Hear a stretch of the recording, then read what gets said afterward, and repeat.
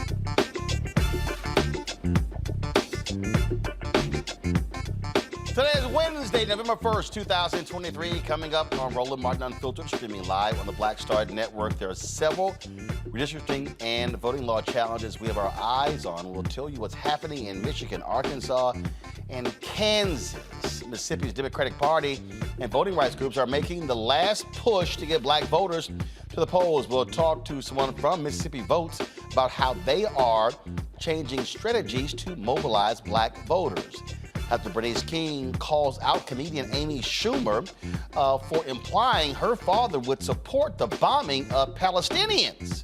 It's also being called one of the world's largest displacement and humanitarian crises in history. Tonight, we'll discuss the decades-long conflict in the Democratic Republic of Congo.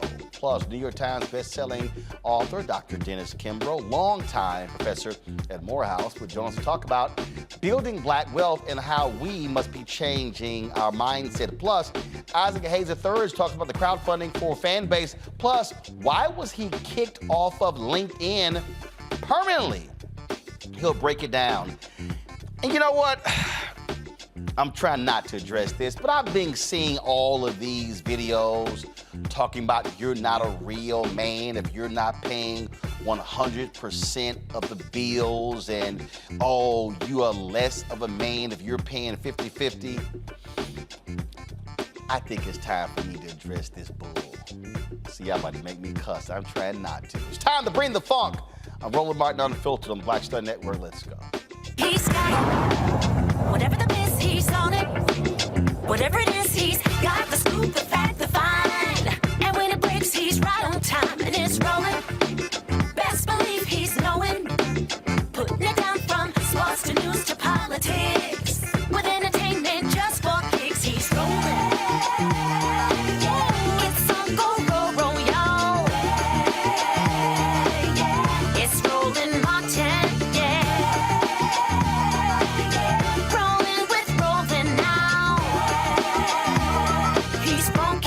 He's real, the best, you know he's Roland Martin now.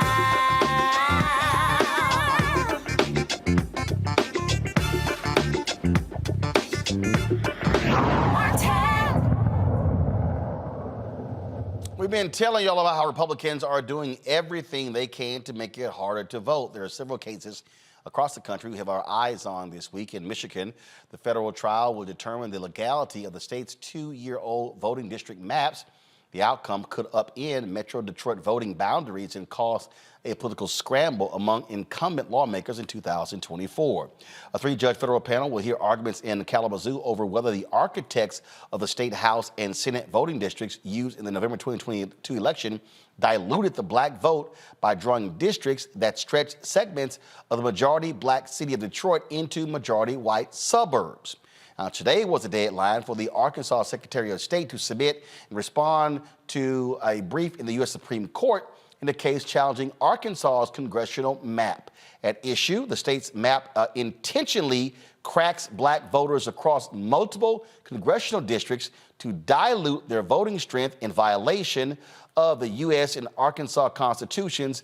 For the U.S., the Section 2 of the Voting Rights Act. The plaintiffs specifically allege that black voters in Pulaski County, home of Little Rock, were divided among 3 congressional districts rather than keeping the population in one district, the 2nd Congressional District, to discourage the incentive of the black voters of the areas to vote and to reduce the significance of their votes.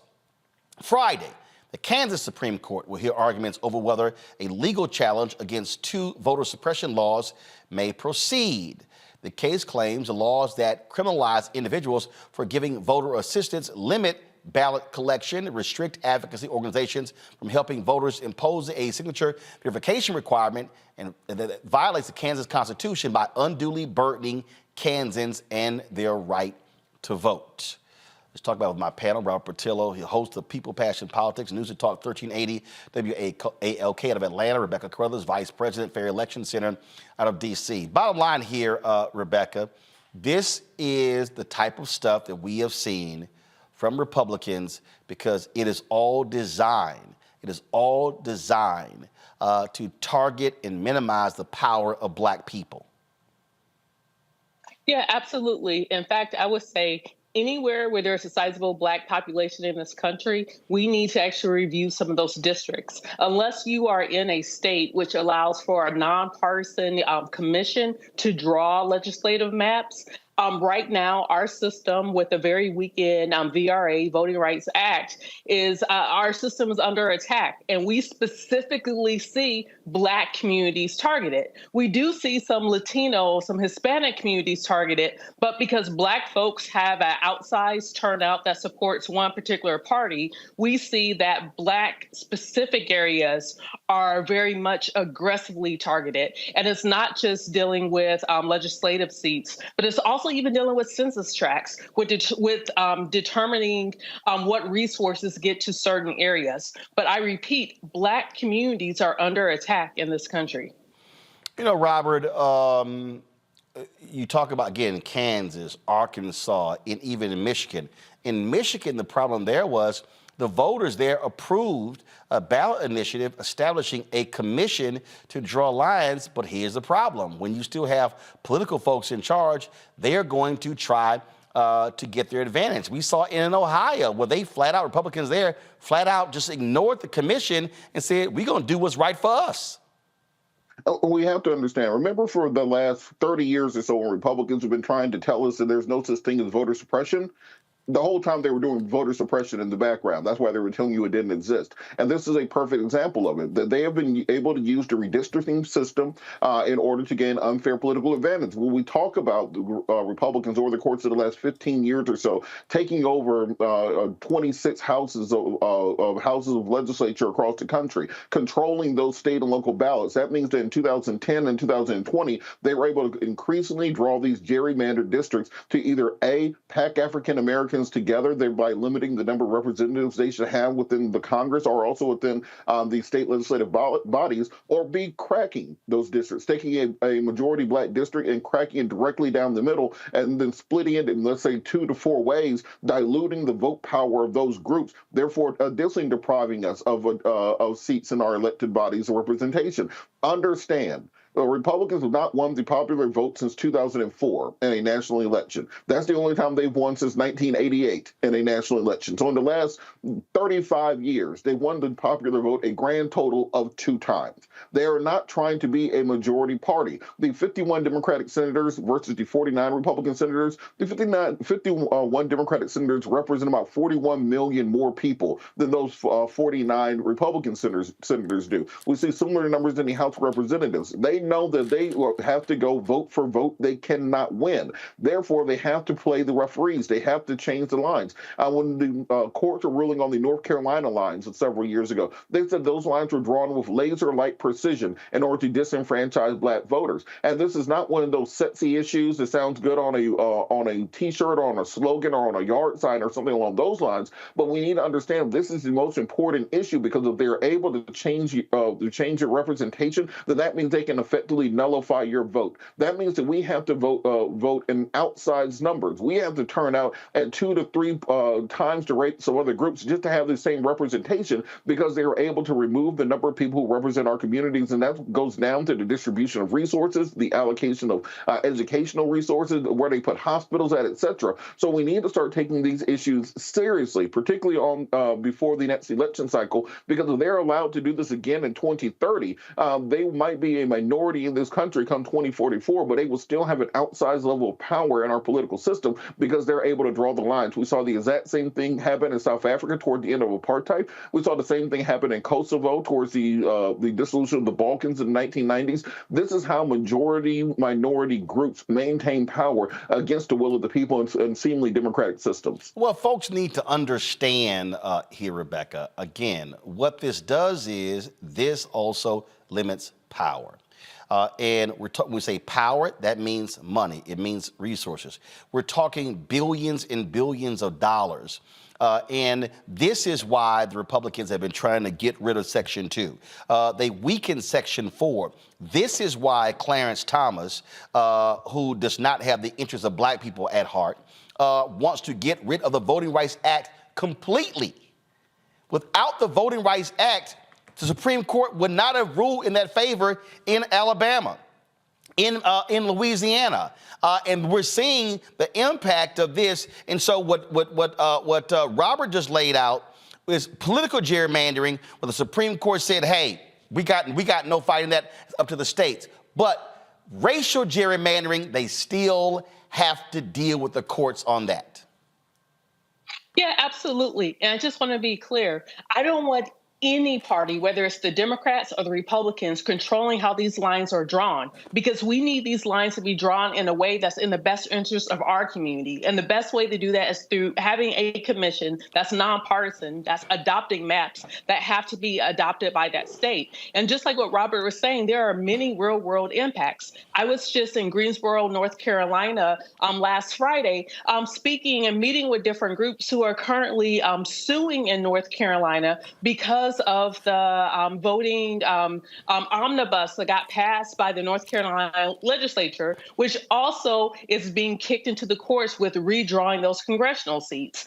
So instead of having even remotely proportional congressional seats, we're not seeing that. We're not seeing people actually truly represented on both the federal level with congressional seats, but on the state level with state Senate and state House seats. And the real world implications, for example, we could look at in Georgia. When we're looking at public funding of HBCUs in Georgia, we see that Savannah State, we see that Albany State are among several universities that have been systematically underfunded by the state of Georgia. So we saw the Carlos Moore law firm now step in and do a lawsuit to try to do something about that. We also saw that in Maryland, and it took a particular lawsuit in order to get a better funding to these HBCUs. We're seeing these same issues even in Tennessee. And so we know and we can see where there's underfunding of resources that go into the Black community, that supports housing, that supports education, that even supports economic success in the Black community. And so it becomes very important to make sure that we have actual representation, because it's how we get dollars back home. We are all taxpayers. We are putting money into the system, but we're not proportionally getting money back and out of the system. The only way for that to happen is if we actually have representatives that are truly representing our interests. And again, what Rebecca just laid out for the people, Robert, who are always yelling, "Oh, we ain't seeing this, we ain't seeing that." Because a lot of that has to do with who's not representing you. Exactly. And I tell people all the time, just think about it this way. Georgia is about to get another seat on the west side of Atlanta because of the court decision regarding the electoral or regarding the map from 2020. Alabama, same thing. Florida, Same thing. North Carolina, same thing. That's 4 seats already. It's a 217 to 212 majority for Republicans in the House of Representatives. That puts you right around 216. You take away George Santos' seat because he may be expelled from Congress and replaced by a Democrat. You get rid of Lauren Boebert's seat because she won that by about 600 votes in the last election. Boom, you have a Democratic majority. Speaker of the House, Hakeem Jeffries. Just like that. So it's not that these things don't matter. These things are crucially important because if you have a Speaker of the House, Hakeem Jeffries, well, that means that now H.R. 40 is going to not only pass, but there'll be pressure on the United States Senate to actually pass a version of to have a study commission on reparations. That means that when we're talking about allocation of national resources, about whether or not the U.S. government, when they're putting R&D into MIT, into Stanford and other schools to do research for DARPA, well, now that can be done at Jackson State and FAM State and Clark Atlanta University. That means that when we're talking about where we're going to put military bases and then and the military industrial complex and contracting, etc., that can happen in Black communities as opposed to other communities because you have the actual representation needed in those committees to push those things down. I got to sit down with with Charlie Rangel years ago when he was chairman of the House Ways and Means Committee. He explained just the power of having the gavel in those committees, the power of being able to set the agenda and to set the items that come before those committees. The American system is not built on the flash of the presidency. It's built on the bureaucracy of the House and of the Senate. And when in order to control those bureaucracies, you have to have control of the vote. And that's why it's so important that we fight to maintain and actually expand the voting right, to restore Section 4 and Section 5, to actually push forward legislation that will reform us to a 2024 version of the Voting Rights Act that would actually cover the entire nation and not just the 16 districts envisioned in 1965. There's work to be done going forward, but we have to stop the ball from rolling backwards. And there are groups out there that are fighting every minute of every day to roll us back. Indeed. Hold tight 1 second, folks. We come back from this break. We're going to talk about what's happening in the Congo. A lot of energy focused on Israel and Gaza, but there is a huge humanitarian crisis happening on the continent of Africa. We'll discuss that next right here on Roland Martin Unfiltered on the Black Star Network. If you're watching on YouTube, hit the like button, folks. We should easily be over 1,000, 2,000 likes every single day, so please do so. Also, support us by joining our Bring the Funk fan club. Send your check and money orders to P.O. Box 57196, Washington, D.C. 20037-0196. Cash App, $RM Unfiltered. PayPal, or Martin Unfiltered. Venmo is RM Unfiltered. Zelle, Roland at RolandSMartin.com. Roland at RolandMartinUnfiltered.com. We'll be right back.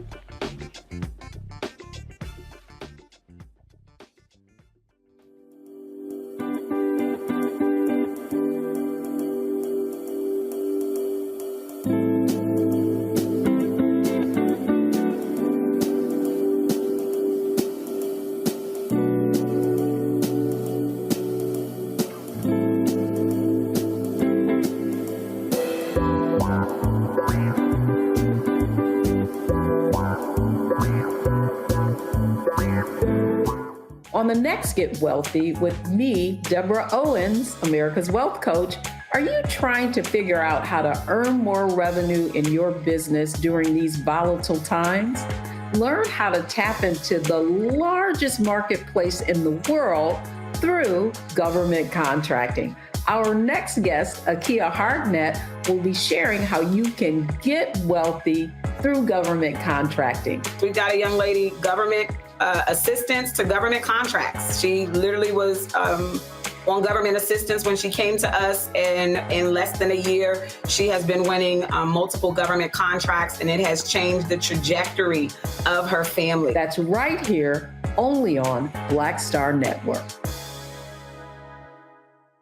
I'm Dee Barnes, and next on The Frequency, we talk to award-winning screenwriter and director Chanel Dupree about her film, You Think You've Grown, the adultification of young Black girls. This is a conversation that all women can relate to. This woman was like, oh my God, you know, I went through this when I was a kid.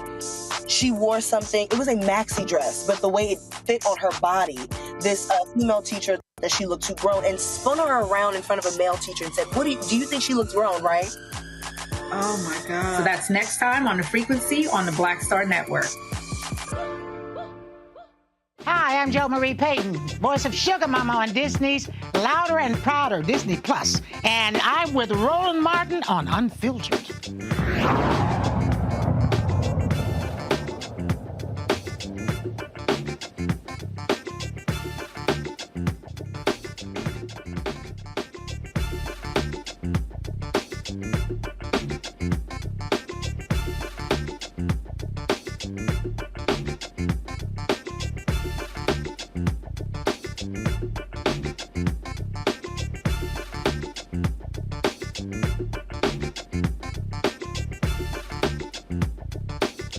Black Mississippi voters make up about 2/3 of the Democratic Party voting base in the state.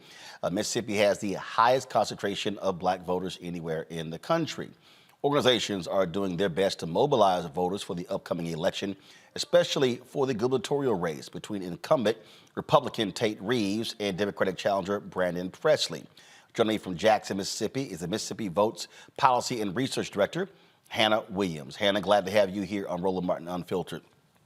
Give us a sense of what the strategy is, because I was there on the ground both years when Cindy Hyde-Smith was being targeted, and Mississippi had the opportunity to elect an African American to the United States Senate.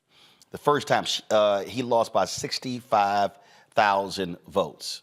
And when we look at the numbers, you had more than 100,000 black folks who were eligible, but just who didn't vote. And so are y'all looking at that data and saying, okay, where are our weak points?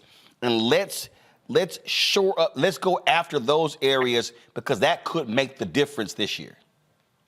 Absolutely. Mississippi Votes is a nonpartisan nonprofit. So our whole entire mission is to make sure that we're engaging Mississippians year-round, whether there's an election or not, even though in Mississippi we always have an election. When we look at our data research, we basically pinpoint areas or counties that we feel are having issues at the polls, are not turning out the way they should be. The young folks aren't engaged. People may not have enough information to feel like they can go to the polls and make an educated submission on their ballot. So we try to top to bottom, go throughout the entire state, have these community conversations, do a lot of political education to make sure that people are prepared to go to the polls. What would you say are the areas that really need attention, concentration?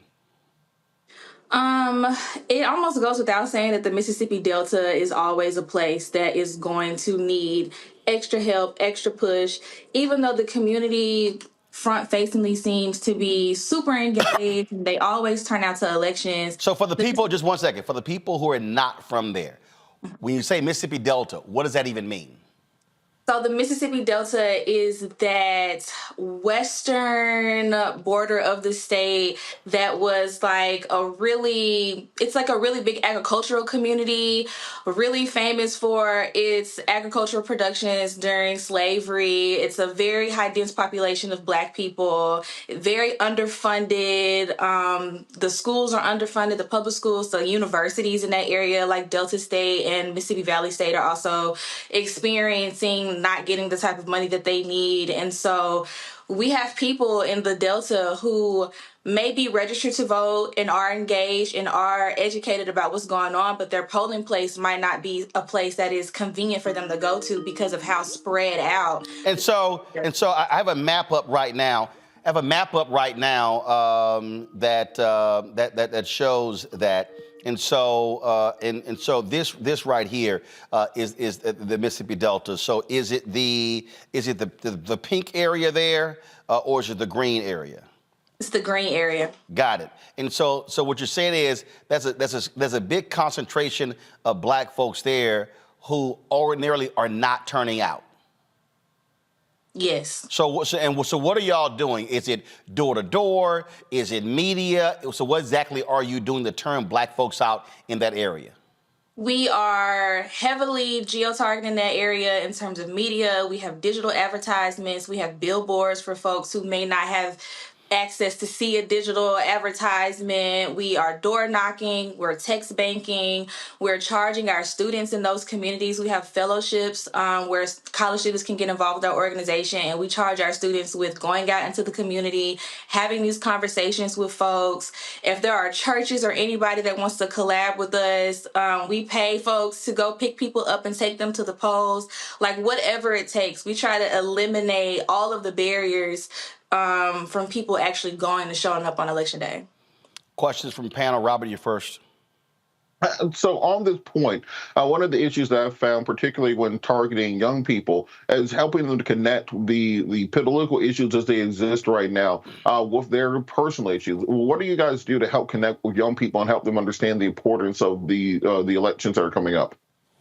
Well, one thing that we do outside of going to campuses and talking to people face to face is that all of our programming is completely designed by young people. Our policy agendas are designed by young people. We ask, we do polls, we have focus groups, just regular conversations where we may stop people on the street or before they're going into the caf, before they go to class, wherever.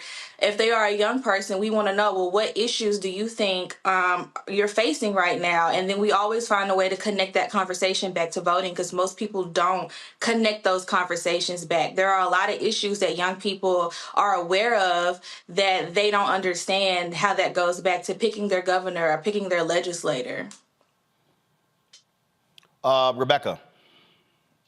First, thanks for being on the program tonight. So outside of preparation for election and perhaps voter registration, what other types of civic engagement do you all engage in, especially in the Delta area year-round? Okay, so as I mentioned earlier, we do have a whole bunch of fellowships. We have 3 that are targeted to college students or college age folks, and then we have 1 that is for high school students where we take them and we basically teach them civics, because our school system in Mississippi doesn't have civics anymore. So they get a basics of like how the government actually works, and then they are charged with going out into the community, having those conversations, having conversations with their parents, and also volunteering with us, coming out in the field, door knocking, really just learning what it takes to be an organizer, but also learning about civic engagement. And we also participate in the legislature every year. Our policy agenda is fully informed by the issues that young people want to see change in Mississippi, whether that's access to health care, a modernized voting system, just anything. Whatever they feel like is an issue right now, climate change, economic mobility, housing, we take on those issues and we try to either put policy out there that makes sense for us, or we do our best to try to block harmful policies that will be detrimental to the people of Mississippi.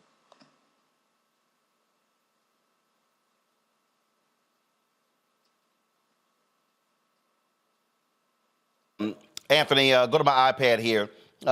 This one of those laws we talked about was where more than 15% of Black Mississippians are permanently barred from voting. This goes back to the racist policy from the 1890 Constitutional Convention, which was called specifically to keep Black folks from being elected. That means it's 130,000 people in Mississippi, 130,000 Black voters who cannot vote. And so that is also what impacts the ability to win in Mississippi.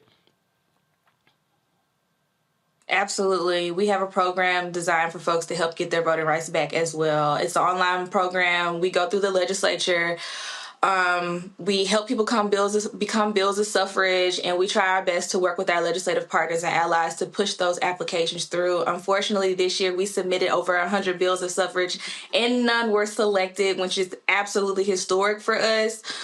So there's definitely like a organized push to try to keep folks out from participating in elections. But then there's also this thing going on in the Fifth Circuit where pretty much it has already been decided that keeping someone who has committed or has been convicted of one of these disenfranchising crimes away from voting is considered cruel and unusual punishment. But our Attorney General has appealed it, so it's gone back to the Fifth Circuit. So we're hoping for an outcome that really helps the people who want to be involved in politics past whatever they've done in life. People have grown, people are older, and folks come to us every day asking how can they get involved in this process, if not for themselves, for their children's sake.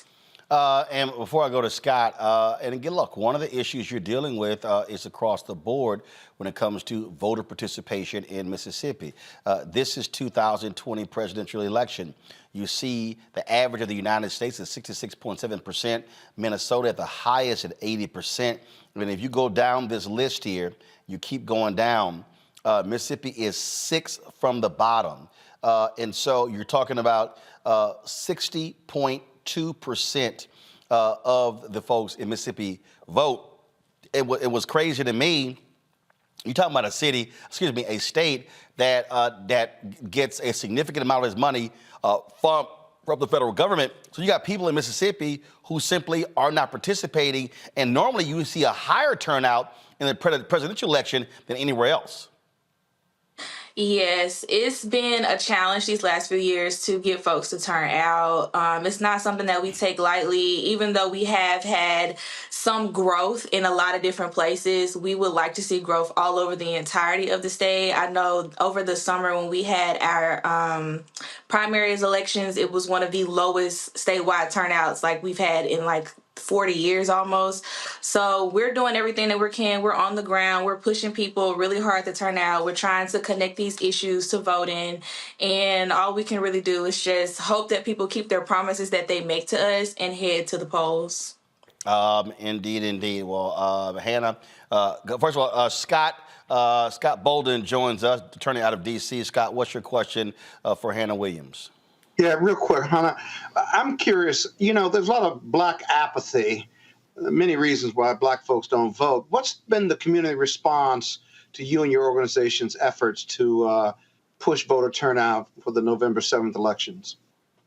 They've been pretty receptive. One of the major things that we do at Mississippi Votes that we value from our community is that we know that there are real world things that are happening to people. So we've come across people who want to vote or want to be interested in voting, but how am I going to feed my kid today? Or how am I going to get to work? Or how am I going to do, all of these other things that may come before thinking about even going to the polls. So as an organization, we try really, really, really hard to meet as many of those obstacles as people have to try to remove them out of the way. So once we're done having the conversation, or once they realize, like my kid can eat for the next week, we got school shoes, whatever, they'll come back to us and they'll say, okay, so what were you saying about voting? When is election day? How do I check my voter registration? So that's what we try to do.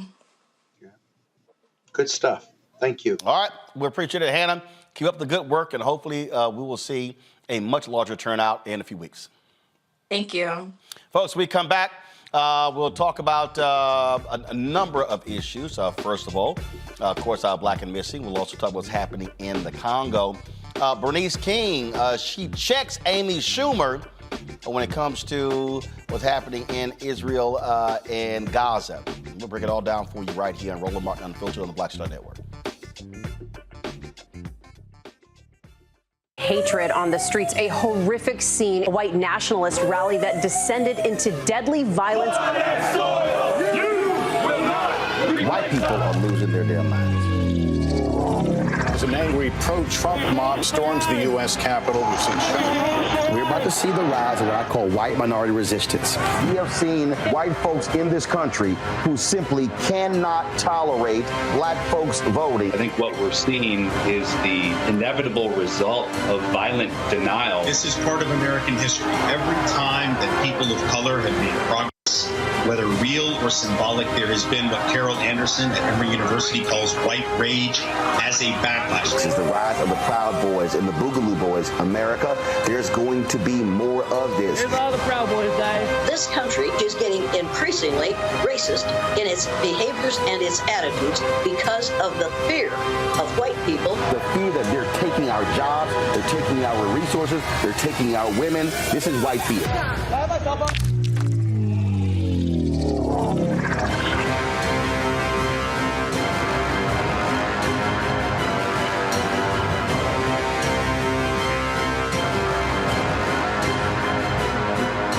Next on the Black Table with me, Greg Carr. Immigrants lured off Texas streets and shipped to places like Martha's Vineyard and Washington, D.C. Believe it or not, we've seen it all before. You people in the North, you're so sympathetic to Black people, you take them. 60 years ago, they called it the reverse freedom rides. Back then, Southern governors shipped Black people north with the false promise of jobs and a better life. It's a part of a well-known playbook being brought back to life. So what's next? That's next on the Black Table, a conversation with Dr. Gerald Horne about this issue of the reverse freedom rides, right here on the Black Star Network. This is Essence Atkins. Mr. Love King of R&B, Raheem Devon. It's me, Sherry Shepard, and you know what you watch. You're watching Roland Martin, Unfiltered.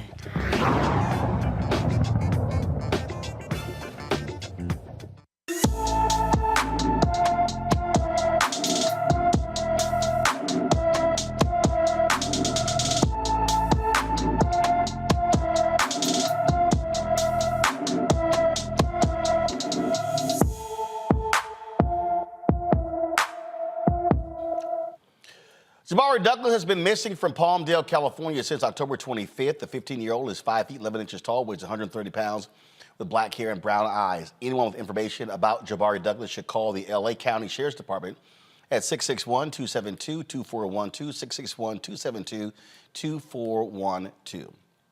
Bernice King, the daughter of the Reverend Dr. Martin Luther King Jr., has called out comedian Amy Schumer for implying that her father would have supported Israel's actions in the Gaza Strip. On Twitter, Schumer posted this clip of Reverend Dr. Martin Luther King Jr. talking about Israel. Must see that Israel must exist and has a right to exist and is one of the great outposts of democracy in the world. My Jewish brothers and sisters said to me amid anti-Semitism anywhere, we don't need your support. We have enough Jewish power to deal with this problem ourselves. I would still take a stand against anti-Semitism because it's wrong, it's unjust, and it's evil. If my Catholic brothers and sisters said to me, amid bigotry toward Catholics, we don't need your support in this because we have enough Catholic power to deal with it, I would still take a stand against bigotry toward Catholics because it is wrong, it is evil, and it is unjust.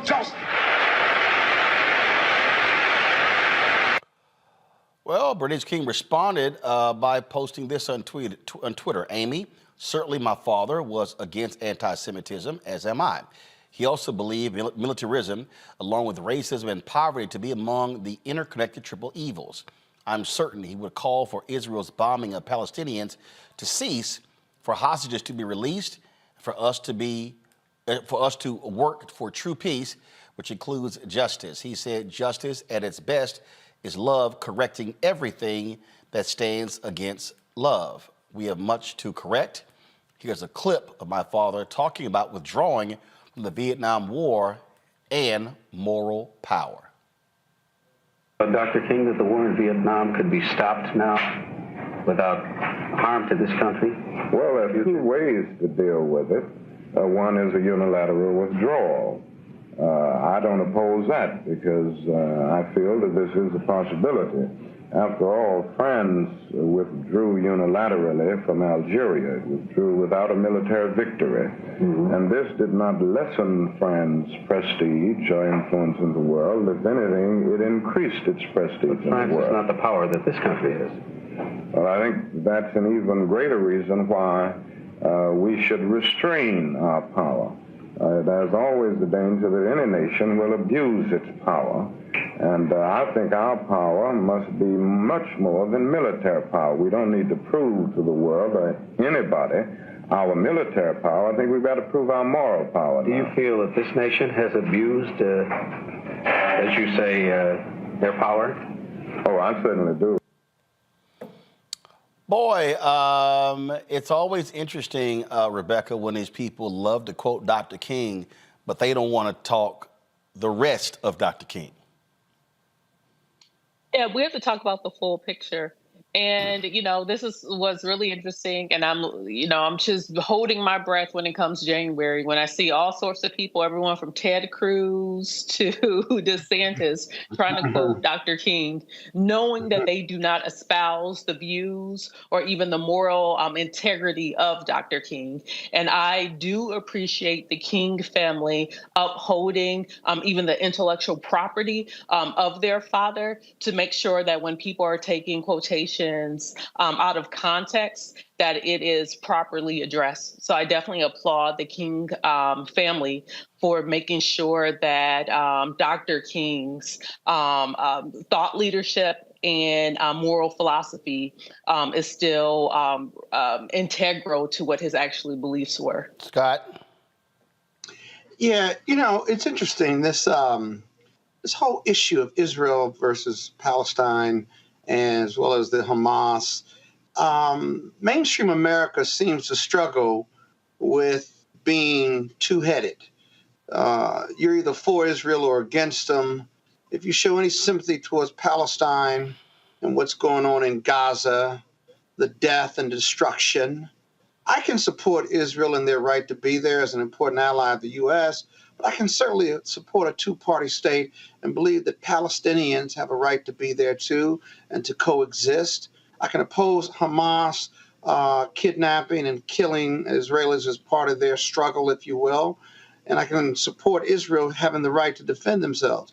What I find hard to support is the collateral damage of 7,000 or more Palestinians being dead, whether Hamas is infiltrating them or not. There's got to be a better way. Israel's got to keep the higher moral authority. The U.S. has to have a higher moral authority. And if you look at the death and destruction and the lives, that's what America is seeing. And that's why you have the protests on the college campuses, because young people are seeing the death and destruction in Gaza.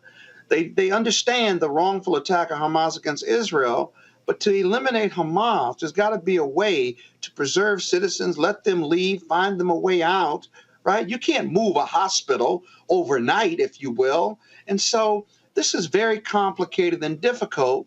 And so I stand for peace, right? And I can stand for all those other things without being anti-Semitic.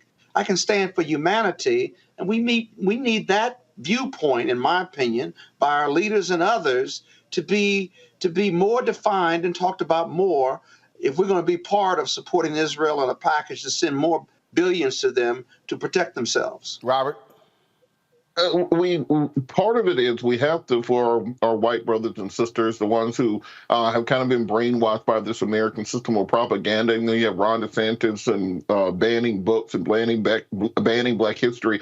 Part of what happens when you ban Black history and start calling it critical race theory is you start saying dumbass stuff like Amy Schumer did, because you don't know the history, you don't know the context around things. You can take anything out of context and turn it in, and twist it for your own purposes. Just like Rebecca said, we keep hearing Republicans and conservatives quoting Dr. King just say content of character, not color of their skin, and they forget there's a whole 1,600-word, 16-minute-long speech that went around that, but they take the part that they want out of it and they pervert it to their purposes. Of course, Dr. King will be against the bombing of the Palestinian people. We just saw the IDF admit to bombing a refugee camp yesterday, killed hundreds of people. There was a caravan of people that the Israelis told to leave northern Gaza, go to southern Gaza. Before they got there, they got hit by Israeli bombs. There's been as many as 3,000 children have been killed since October the 7th. The death toll of civilians may be above 10,000 currently in Palestine. I was on Iranian TV a couple of days ago, and before my segment, there was an interview with a little 5 or 6 year old Palestinian boy. And he said, well, my father was killed today in an airstrike. My grandfather was killed in 2005 by the Israelis. My great-grandfather was killed in 1987 by the Israelis. So what exactly do you think that little boy's going to do? Grow up to be a cab driver? Grow up to be a baker? No, he's going to grow up to continue the cycle of violence that has been visited upon this region over and over again. And we have to stop with the, there's bad on both sides argument. We had lines drawn in 1947. We had lines drawn in 1967. When Netanyahu ran for re-election last year, he ran on a platform of the total eradication of Gaza. That is what he said in his speeches. He said you have to treat them like Amalek did in the Bible. He put in place the most severely right-wing government in Israeli history, all but promising the war that we are seeing today. When he put those things in place, he put in place judicial reforms. It had 18 months of protests by the Israeli people against Netanyahu, giving himself all but godlike dictatorial powers to execute this type of ethnic cleansing. We have to stop pretending the people of Gaza have not been living in an open-air prison since 2005, where every movement they make is being regulated. They don't have access to medical care. They don't have access to food. food to water to humanitarian supplies, and where with a flick of a switch, the Israelis can turn off access to the internet, the access to electricity, shut down hospitals, etc. So as long as we keep pretending that these are even-handed actors in this situation, we are not going to make progress. The reason there's been no two-state solution because of Benjamin Netanyahu.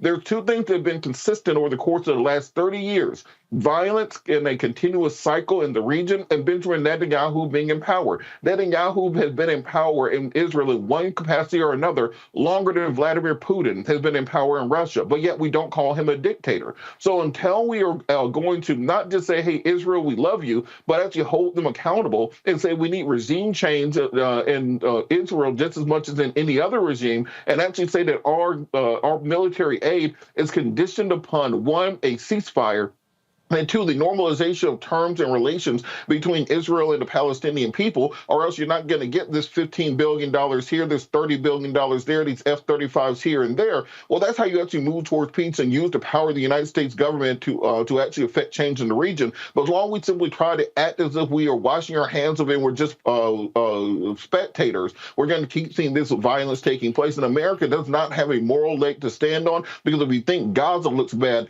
think of what Iraq looked like after we got done with it. It is certainly an issue that continues to befuddle lots of folks. And yeah, to Amy Schumer's of the world, you can make your point. Don't pimp Dr. King to make your point, because if you want to tell about Dr. King, tell the rest of the story.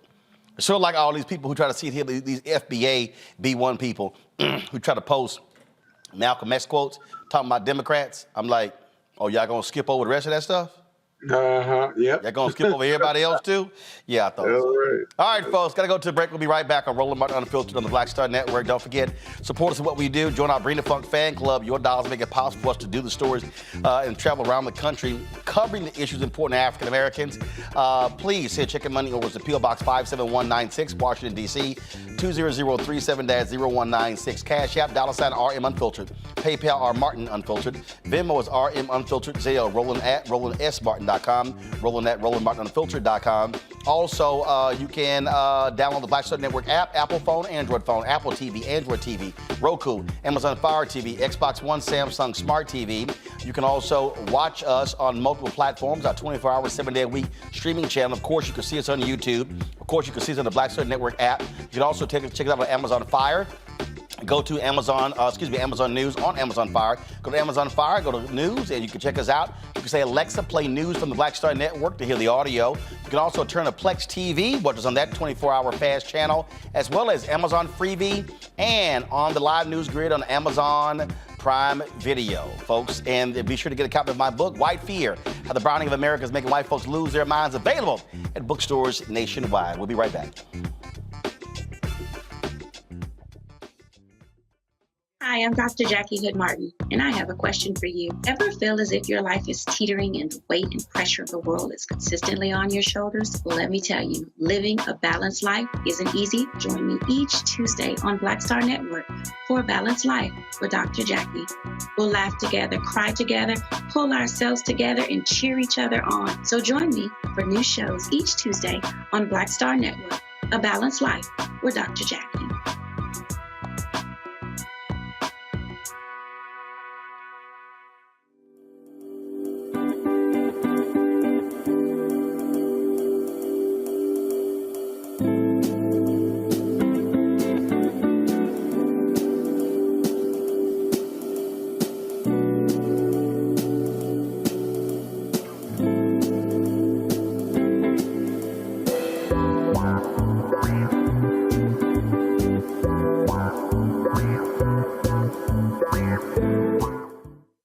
About blackness and what happens in black culture. We're about covering these things that matter to us, speaking to our issues and concerns. This is a genuine people-powered movement. There's a lot of stuff that we're not getting. You get it, and you spread the word. We wish to plead our own cause too long have others spoken for us. We cannot tell our own story if we can't pay for it. This is about covering us. Invest in Black-owned media. Your dollars matter. We don't have to keep asking them to cover our stuff. So please support us in what we do, folks.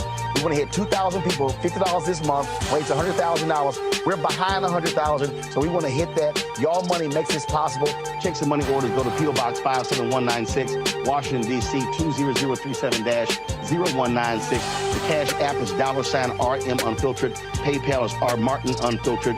Venmo is RM Unfiltered. Zelle is Roland at RolandSMartin.com. My name is Lena Charles, and I'm from Opelousas, Louisiana. Yes, that is Zydeco capital of the world. My name is Margaret Chappelle. I'm from Dallas, Texas, representing the Urban Trivia Game. It's me, Sherry Shepard, and you know what you watch. Roland Martin on Unfiltered.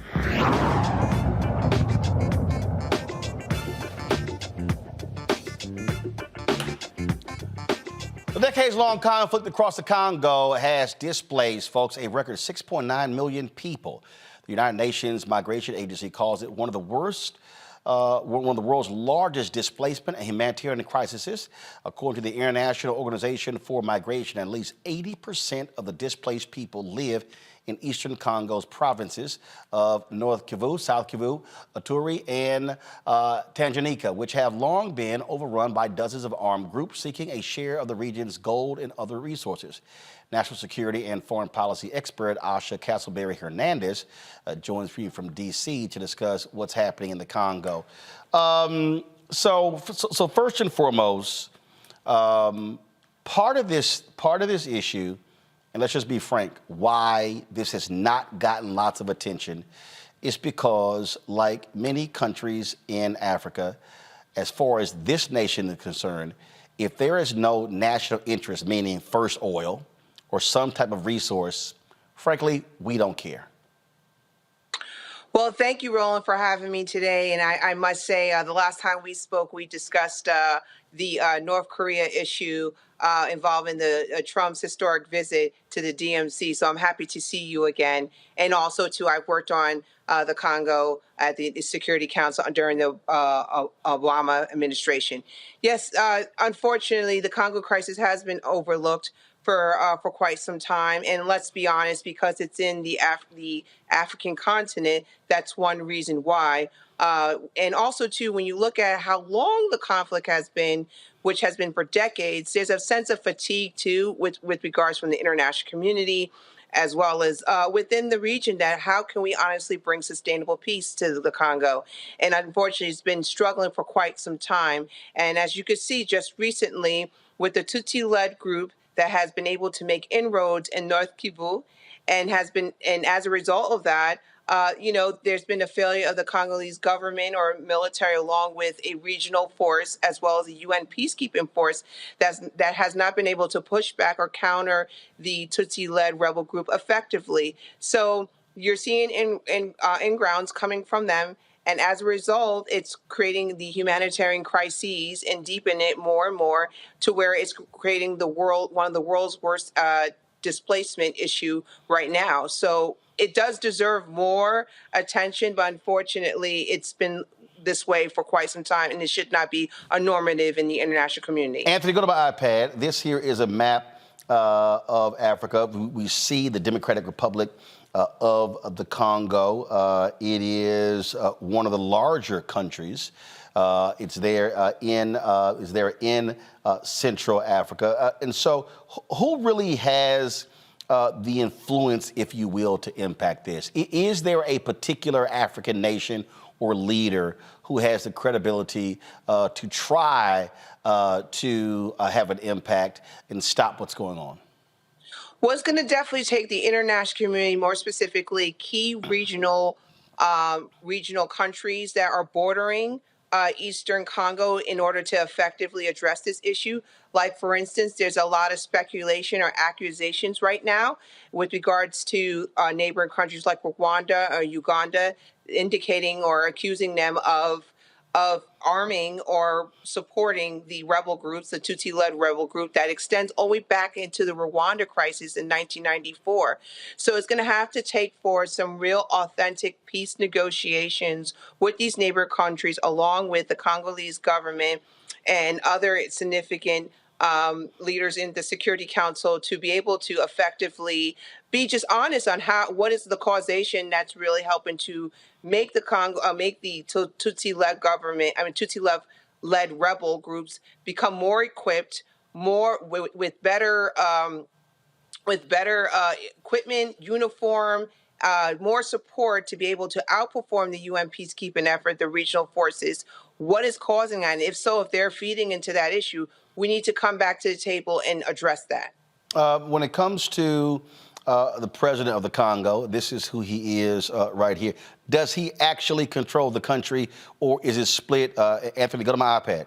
Does he control the country, or is it, or parts of the country being controlled by rebel factions? Yes. So what we've seen over the past decade, we've seen that the rebel groups have been able to capture significant critical areas within the Congo. So unfortunately, he has struggled to be able to control significant areas within his own country.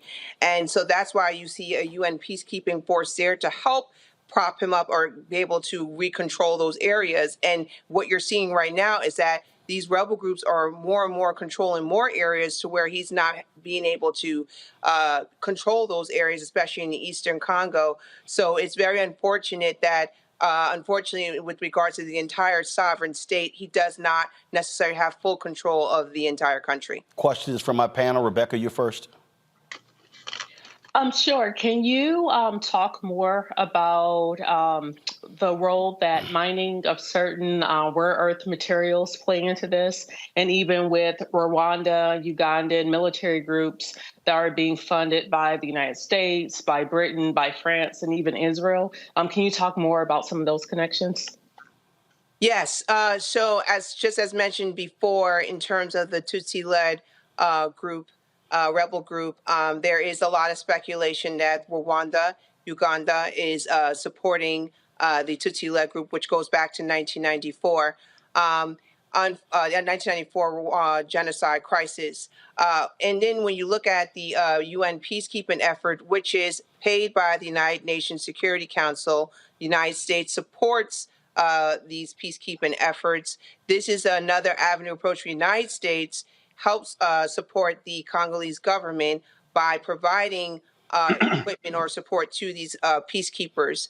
Unfortunately, what you're seeing right now is that the Tutsi-led rebel group is more equipped and has better equipment than the UN peacekeeping effort, along with the regional security force that works with the UN peacekeeping force. So you're seeing this split, but you're seeing an outperformance from, again, the Tutsi-led group against this. And this was definitely noted by the the Secretary General Antonio Guterres, where he has specifically mentioned the Tutsi-led group is more equipped than the UN peacekeeping effort. How the hell is that allowed to happen?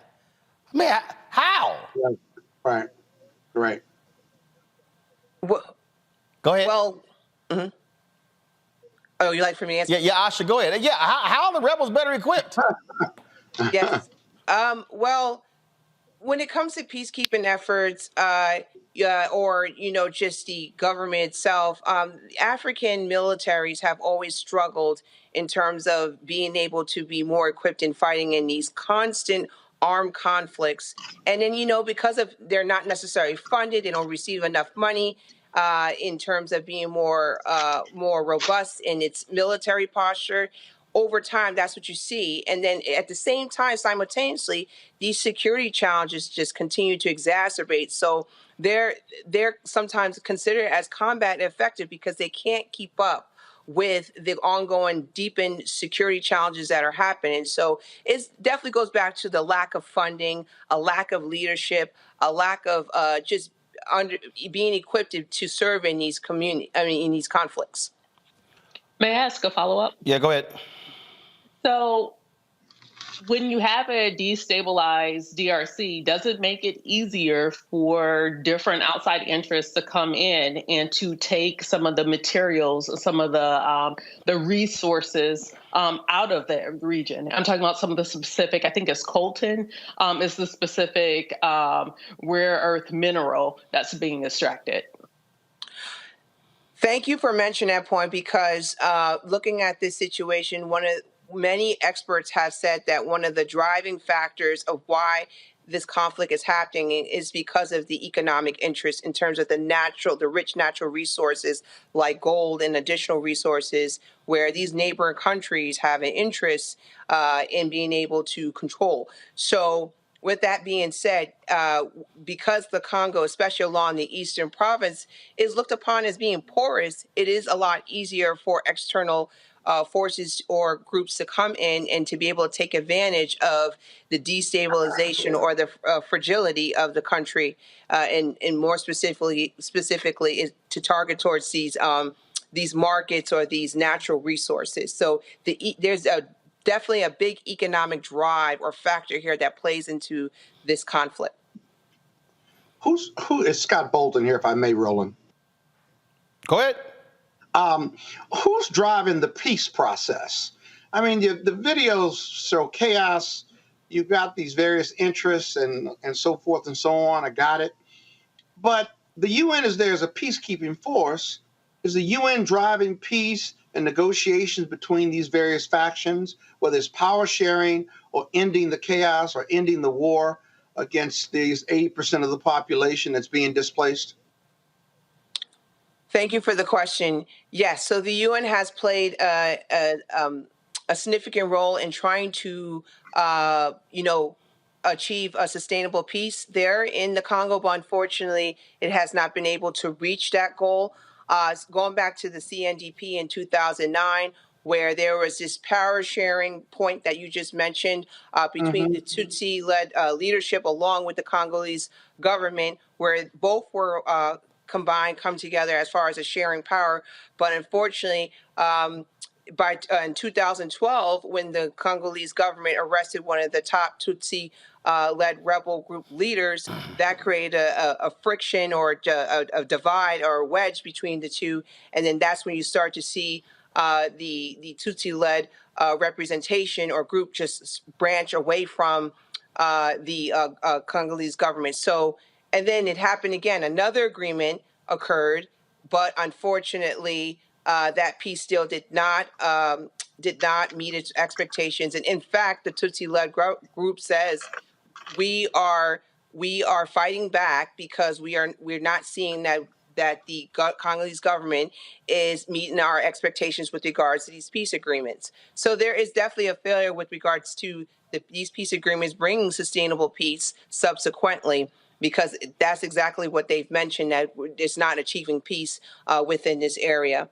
So there's been just a lot of failure in terms of after meeting or after a peace agreement has been established. Wow. Robert? Following up on Rebecca's question, thank you so much for joining us. We have seen that there have been massive oil deposits found both in north and southern Kivu, as well as Tanganyika, including on one of the world's largest gorilla preserves. The foreign national organizations, including China, have attempted to extract oil from, as well as a massive lithium mine in the southeastern region of the Congo, which Australia is attempting to exploit, in addition to the cobalt, tritium that Rebecca mentioned earlier. What role does China play in providing international leadership in peacekeeping in these areas? Because it seems that the regional partners, which normally would have a security interest there, seem to have basically washed their hands of the situation. Kenya, which is directly next to Uganda, is sending proposed sending peacekeepers all the way to Haiti, as opposed to sending peacekeepers to Congo to deal with those issues right on their doorstep. But what role does China and other international organizations outside of the NATO, the UN, the U.S., what role are they playing in attempting to achieve peace? Yes, thank you for the question. So China is unfortunately all over the continent when it comes to, matters that relate to peace, security, economics, infrastructure developments like the Belt and Road Initiative. So what you're seeing in terms of China is they play a role with the UN where they fund the UN in terms of peacekeeping. They even are like one of the only P5 permanent representatives that have peacekeepers or deploy peacekeepers to these type of peacekeeping missions in Africa. So there's some sort of boots on the ground representation with regards to China. Now then also you have this unilat or bilat effort that China is doing where they work closely with these countries as far as, saying, hey, we will work closely with you in terms of security, in terms of building the infrastructure development, that you always needed for more than 90 or 100 years. But in exchange, China always has an interest in terms of economics, especially when it comes to oil. Now, in terms of oil, yes, China has a strategic interest because it has to accommodate over 1.3 billion people that demands a high consumption of energy needed there. So China definitely has a strategic interest when it comes to this oil industry within the Congo. And just Roland, real quick, a follow-up. We've seen other African nations that have been dealing with similar issues partition. We've seen North and Southern Sudan partition. There's a proposal to partition Libya directly, bilaterally, directly down the center. Has there been any conceptualization of redrawing lines to potentially stop this ethnic violence?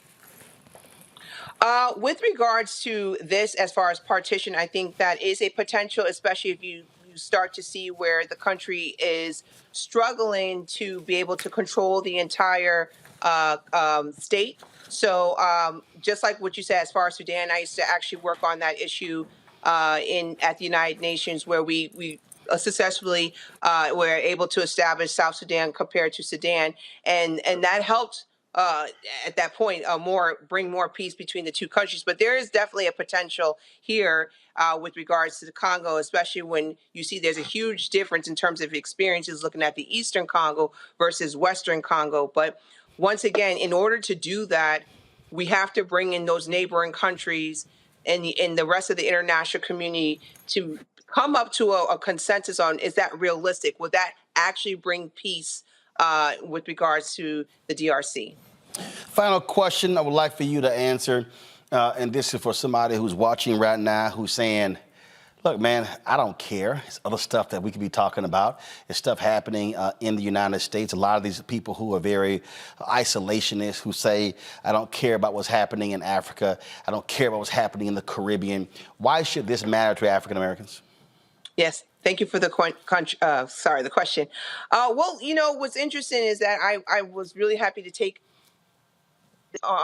to participate in this interview because just yesterday, Vice President Harris initiated her presidential advisory board, President Biden's advisory board for African affairs. So they're spending a lot of time, money in terms of how to help bring peace and security effectively in the continent. And that requires Americans being involved, utilizing our taxpayer money to help bring peace and security there. Why is that so important? Well, when you look at places like the DRC, or even right now in Israel involving Gaza, when you have destabilization, you have groups like terrorist groups, for instance, whether it's Hamas, ISIS, et cetera, especially ISIS in Southern Africa. Those type of terrorist groups breed there. And once they have the opportunity to build on strongholds and emerge, that becomes not only a threat to that specific state, the region, but also to the United States. So it's helping to develop Africa. It's not just involved with, okay, we have to be able to push back on China with regards to strategic competition, but it helps fight back terrorism. And that was clearly stated by the vice president when she actually pursued her trips there. She saw that it's very important that we stay engaged with Africa and help develop it because it fights back against terrorism. And to your point, this is the press release, excuse me, the White House sent out. Go to my iPad, please. Lays out the inaugural members of the President's Advisory Council on African Diaspora Engagement in the United States. There are 12 members of folks in here. So the members for 2023-25, you see them here, including Rosalind Brewer, who recently stepped down as the CEO of Walgreens, actress Viola Davis, Helene Gale of Georgia, Patrick Gaspard, former legislative director under Obama. And so you see all the names right here. Asha Castleberry Hernandez, we certainly appreciate it. Thanks for joining us, giving us this important perspective that it will not get talked about on mainstream media. Thank you so much, Roland. Thanks so much. Look forward to having you back. Folks, got to go to a break. When we come back on Roland Martin Unfiltered, a lot of things we want to talk about on the show. We'll talk about, first of all, we'll talk with Dr. Dennis Kimbro about the creation of the building of black wealth and how the mindset of African Americans must change. That's not Where's Our Money segment. Also on the show, we're going to talk with my man Isaac Hayes III, the founder of Fanbase. Why has he been banned from LinkedIn? Could it be that he pissed off the people of Clubhouse and they were upset with him? We'll talk about that. And y'all, I gotta deal with this crap that I keep seeing all on social media. I'm sick of these people talking about you not a man if you don't pay 100% of the bills. Yeah, I got a couple things to say about that. And I got a little surprise for Scott Bolden. You're watching Roland Martin Unfiltered right here on the Black Star Network.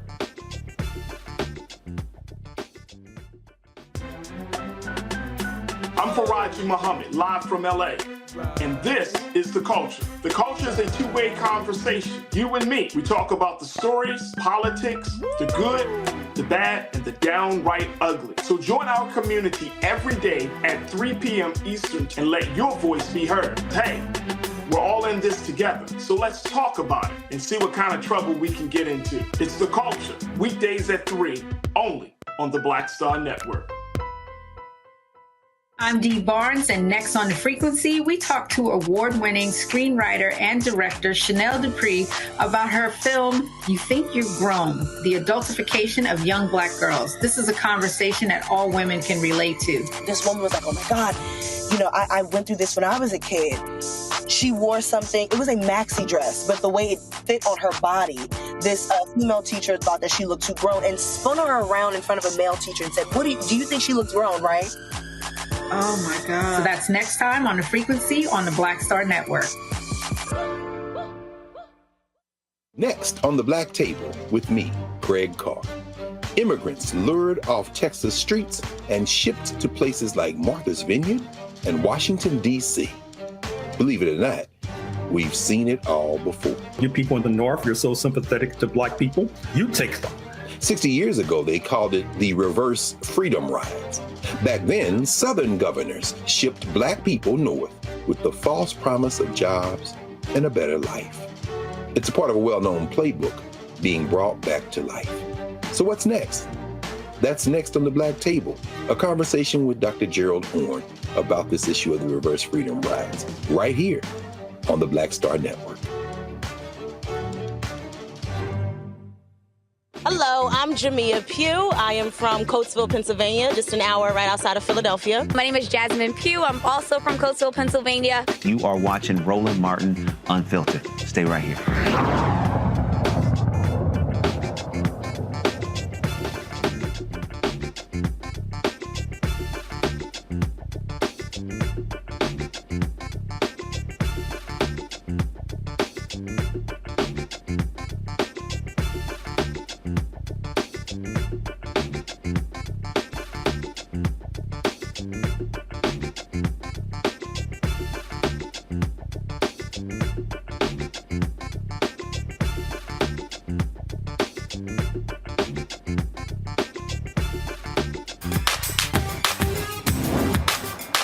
Been frozen out.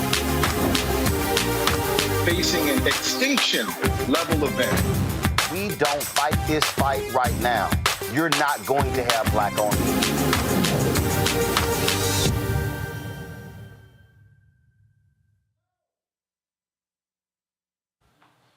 All right, folks, welcome back to Roland Martin Unfiltered on the Black Star Net. I'm glad to have you here. We have this section of our show, Where's Our Money? Because our focus oftentimes is what's happening in our society when it comes to building wealth creation. And you keep hearing this. People keep talking about, building wealth creation, how these things are important. A lot of times, I hear these conversations. I see these panels of people talking about building wealth creation. I sort of laugh at many of them because when I see the people on a panel, the first thing I go is, any of them wealthy? Any of them actually got money? Any of them actually own businesses? It sort of drives me crazy when I hear a lot of these things take place. And I know somebody's sitting here saying, man, I think you're being too hard. No, I'm not being too hard, because if we're going to be honest about what is needed and required, is I believe there has to be a fundamental change in mindset. When I look at a lot of the discussions, panels that we sit on, I've done this at Congressional Black Caucus, and I remember speaking before U.S. Black Chamber, Inc., Ron Busby's group, and I said to them, y'all should never allow a conversation to be had about wealth creation if you're not on the panel. This is no slight. Let me be very clear. I'm going to say something. This is not throwing shade at any group or anyone. But I said to the U.S. Black Chamber, Inc., how can you allow there to be conversations about Black wealth creation, and I see the NAACP and the National Urban League on the panel, and you're never on the panel? I said, I said, that makes no sense to me. I said, because they're not experts at that.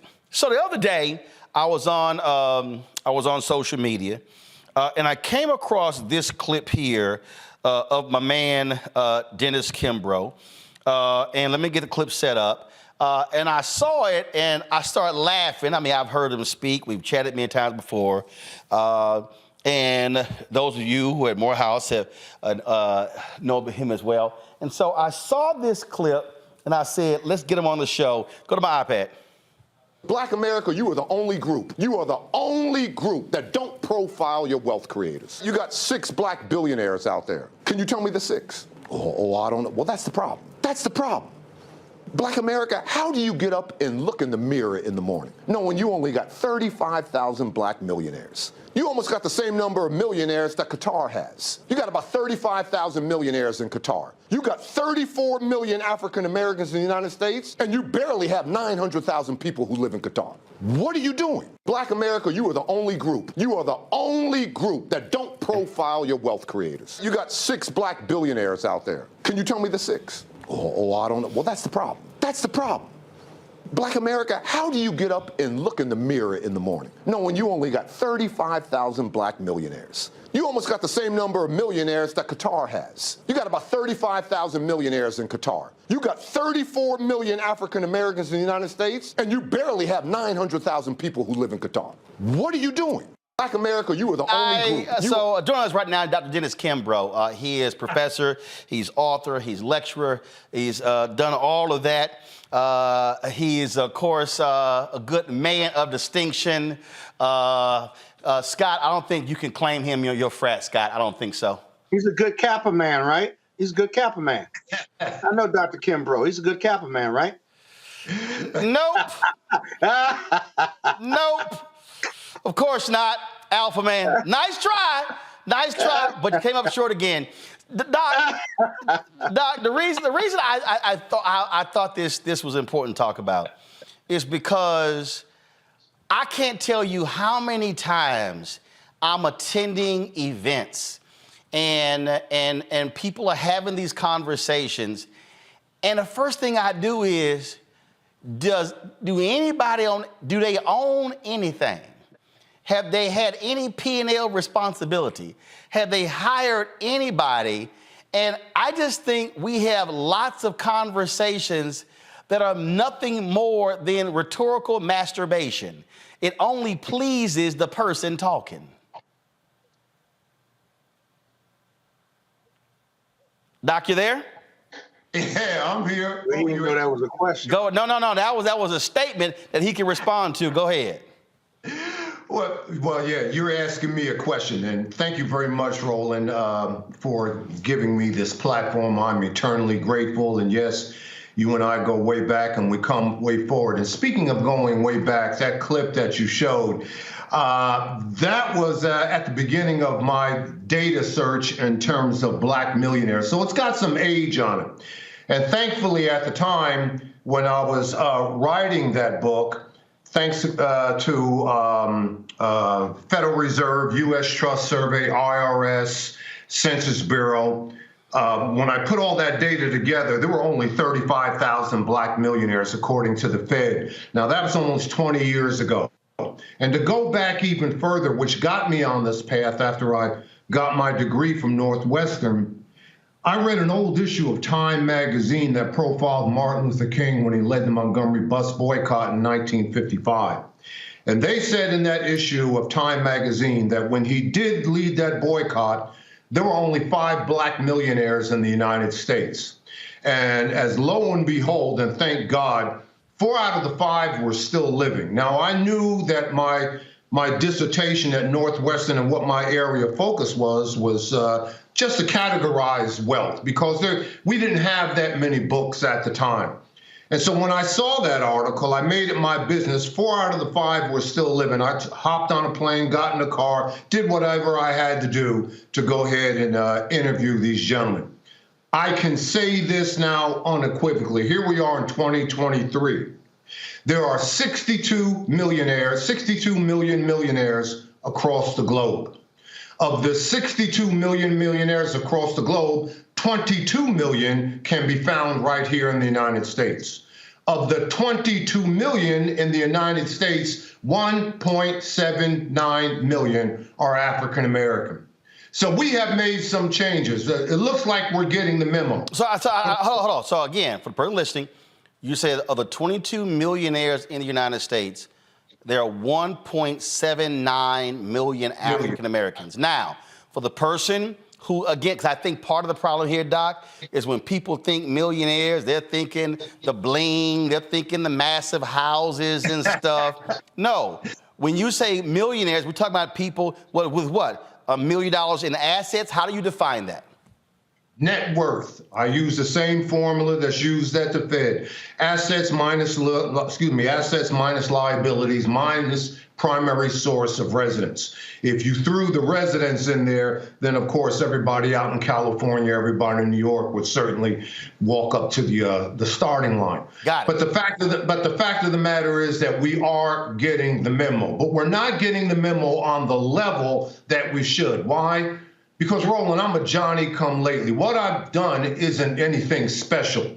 Because Black America, your most prolific scholar, W.B. Du Bois, in 1879, or actually 1877 through 79, he wrote the seminal work, The Negro in Business. Now, how did he do that? Okay, he was teaching at Atlanta University, arguably the same school that I teach right now that has now become Clark Atlanta University. And after school in the spring semester, he would hop on a train as far south as Jacksonville, Florida, and travel as far north as Boston, Massachusetts. And every step along the way, he would get off the train and interview Black business owners. Well, you're fortunate if you get a chance to read that book. Only your better university libraries, and I don't even know if any public libraries would have a copy of that more than 800-page book. And the book is called again what? The book is called what? Only your better public library and university libraries would have a copy of that book. And I'm saying the name of the book again is? The name of the book is The Negro in Business. Got it. Go ahead. Okay, The Negro in Business. If you don't get a chance to read the complete compendium, that book, just read the first 30 pages because he has 2 profound quotes within the first 30 pages. Number 1, he says, the man or woman who won't control his or her finances won't control anything else. Now, what in the world does that mean? If you don't care about the money in your pocket, What do you care about the level of black on black crime? What do you care about the scarcity in terms of high school graduation rates within the community and the like? And then number two, he says, nothing positive will ever occur in a community that fails to circulate its dollars. Now, he wrote this in the late 1890s, and those two quotes are applicable today. So in 1897, Du Bois writes The Negro in Business. 15 years later, in 1913, Booker T. Washington writes his book, and he uses the same title, The Negro in Business. Now, that book that Booker T. Washington wrote, they only had 25,000 copies printed of the hardback. Now, here you are in my study, and I can turn around right there and look behind me. I got rows and rows of books back in my study, but here I am by my computer. I have the 30 books that had a profound impact on my life. Booker T. Washington's book was one of those books. So the days are gone in which we can say the white man this, white America, blah, blah, blah. No, you've got to be a participant in your own rescue. And I'm not saying everybody's got to be a millionaire or billionaire. Hell, I'm talking, right now you got about 3,000 billionaires across the United States. And on any given day, you would have anywhere from 12 to 15 African-American billionaires. I've been blessed to interview 4 of the anywhere from 12 to 15. That's not my stick. I want you to be completely and totally fulfilled. But the fact of the matter is you have got to change your mindset in the environment that we are right now. The economy that we have right now, we've gone from agricultural to industrial to information technological, whatever. Right now, we are in the creator's economy. And what does that mean? That means you create your own economy. In the next year, year and a half, maybe 2 years, there'll be 8 billion people on this planet. And what in the world does that mean? That means 8 billion sets of ears, 8 billion sets of eyes for you to share your product, for you to share your service. So what in the world are you going to do? Now, what I found out writing The Wealth Choice, and I've been blessed. It was a lot easier to write The Wealth Choice than Think and Grow Rich or Black Choice or What Makes a Great Great, because I had a little, I guess, I had a little brand equity at that particular point. But the folks, number one, I used a full-blown survey. When Tom Stanley wrote The Millionaire Next Door, and I'm not saying it was easier for him than it is me. Research is research, okay? Yep. And as you know, I'm not going to make this an MBA class, but there's 2 types of research. There's what we call applied research, and there's theoretical research. And I was looking for the applied research. I wanted to talk to folks who did this for a living and who were 7 figures. So if I profile anybody in my book, and if I surveyed anybody in my data, they were 7 figures. So I used a full-blown survey in which I asked these black millionaires 118 questions. And the survey was divided into 4 different factors, everywhere from demographics to success factors. Number 2, I held 6 focus groups around the country. If you were an African American and you weren't 7 figures, you did not get into the focus group. Not because I didn't want you, not because you didn't have anything to say, but you weren't my target demographic. So where were those focus groups? I had 3 in Atlanta. I had 1 in Washington, D.C. The focus group that I had in Washington, D.C., there were more than 110 black millionaires in that focus group. Carla Harris, the most powerful black woman on Wall Street, Morgan Stanley, she was in that focus group. Bob Johnson, one-time owner, the Charlotte Honors and BET founder, he was in that focus group. Michael and Steve Roberts, the Roberts brothers, you're billionaires, okay, out of St. Louis, they were in that focus group. And again, I had a small focus group in Omaha, Nebraska, and I had an even smaller focus group, a boutique focus group with only black females out in Las Vegas. And the reason why I held these focus groups, I wanted to see how black millionaires interacted with each other. And that's what we get wrong as a race. There's no bling bling. There's no beating on the chest. There's no look at me. There's no latest fashion. Folks showing up in tattered jeans, folks showing up and work shirts and this, that, and everything. That's what I wanted to see. Right. And that's what we get wrong. When we think of black millionaires, we think of high-priced athletes. We think of entertainers. Yep. We think of cryptocurrency. That's the wrong vibe. These aren't those individuals. And I can give you, the demographic on what the average black millionaire looks like. The average black millionaire is 52 years old, lived in the same home for more than 20 years, bought that home more than 20 years ago for $175,000, and now the appraised value is close to $500,000. And yes, they have burnt the mortgage. They drive 4 cars, and neither of them are brand new. Boom. Some just might be a little bit more newer than the others, but 2 of those 4 cars are really going to have some miles on them. So that's what we get wrong.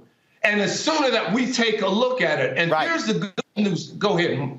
Well, the reason, first of all, you're on point, and the reason that I also wanted this, because I was watching this video, and it was the brother. He was described as being rich, and another brother, working man. They were having this conversation, and the rich brother was telling this brother, you ain't a real man until you paying 100% of the bills.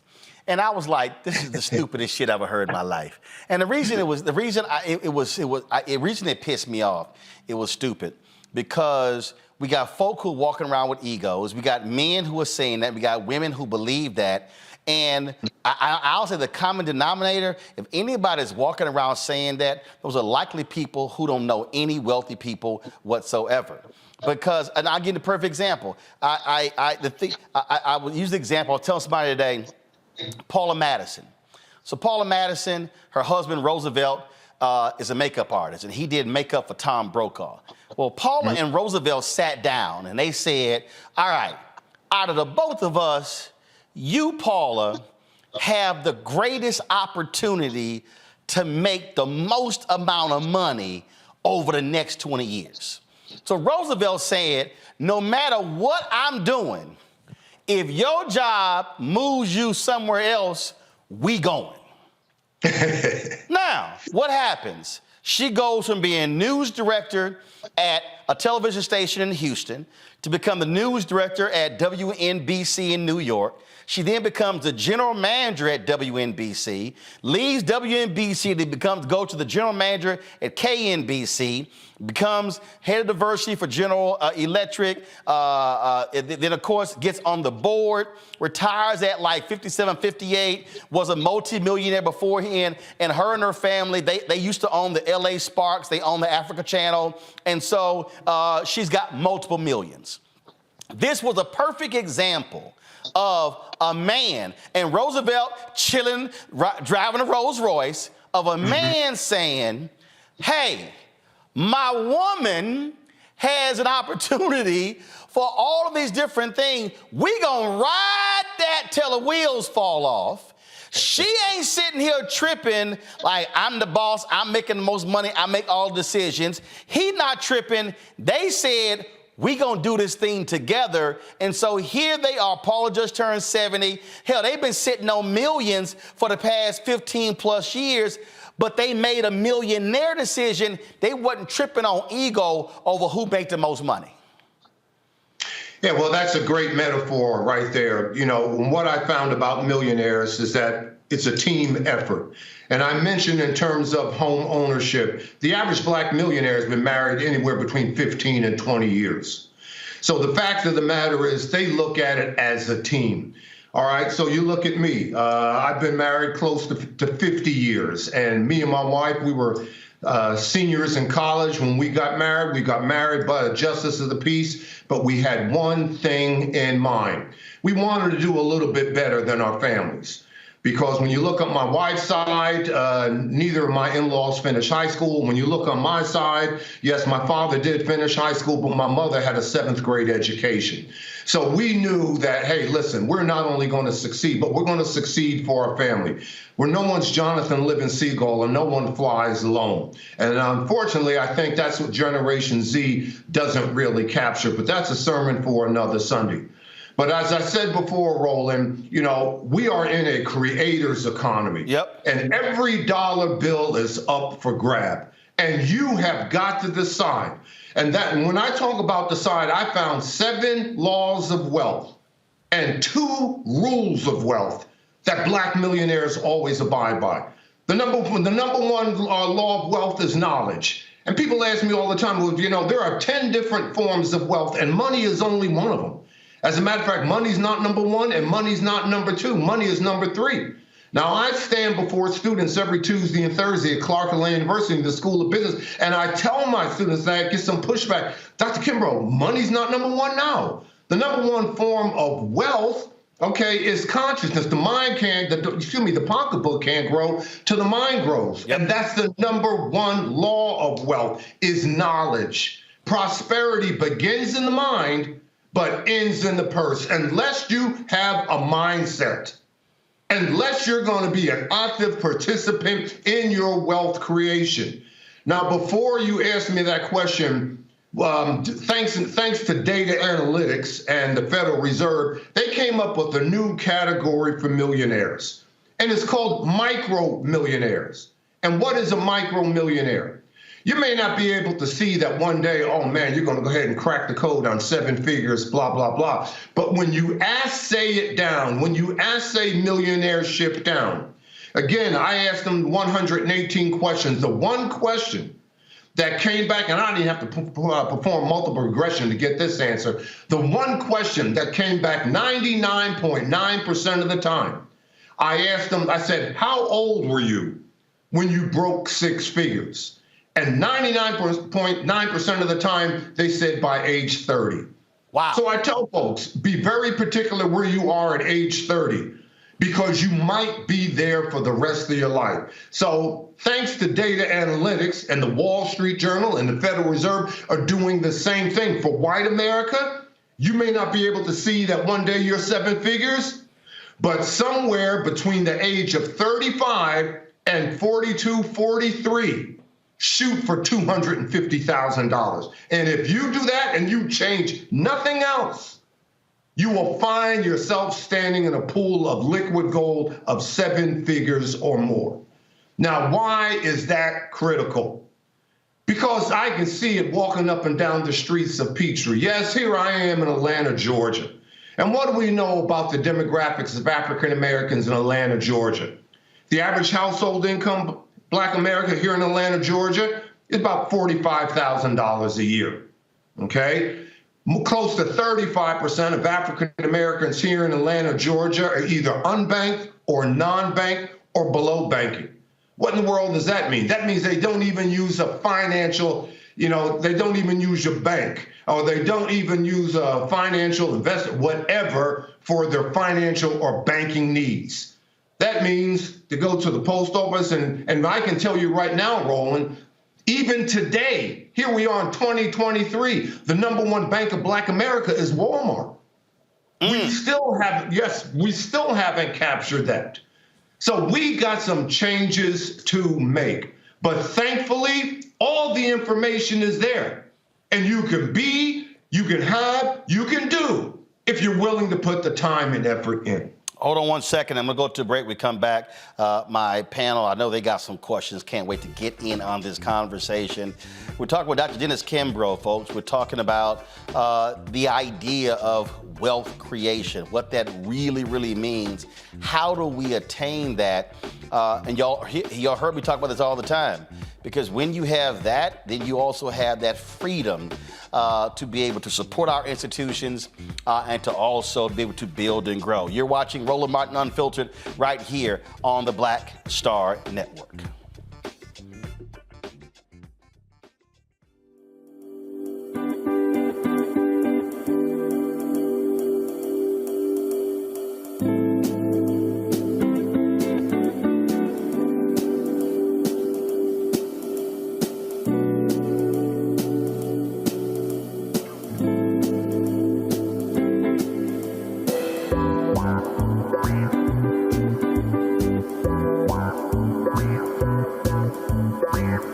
Hatred on the streets, a horrific scene, a white nationalist rally that descended into deadly violence. White people are losing their damn minds. As an angry pro-Trump mob storms the U.S. Capitol, we're about to see the rise of what I call white minority resistance. We have seen white folks in this country who simply cannot tolerate black folks voting. I think what we're seeing is the inevitable result of violent denial. This is part of American history. Every time that people of color have made progress, whether real or symbolic, there has been what Carol Anderson at Emory University calls white rage as a backlash. This is the rise of the Proud Boys and the Boogaloo Boys. America, there's going to be more of this. Here's all the Proud Boys, guys. This country is getting increasingly racist in its behaviors and its attitudes because of the fear of white people. The fear that they're taking our jobs, they're taking our resources, they're taking our women. This is white fear.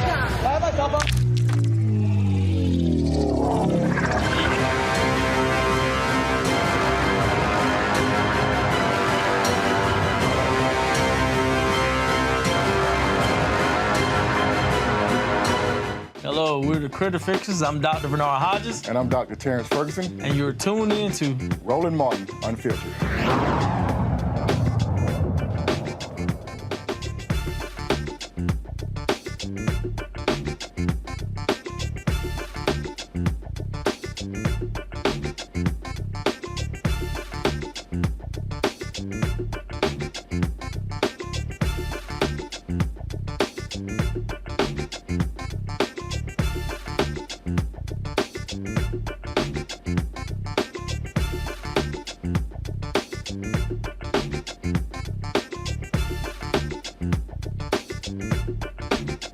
All right, folks, welcome back to Roland Martin Unfiltered. We're talking about our segments called Where's Our Money? We're talking with Dr. Dennis Kimbro, author, professor. Books include The Wealth Choice and Think and Grow Rich, a Black choice among them. I got this one question before I go to the panel. Doc, you talked about cars being owned.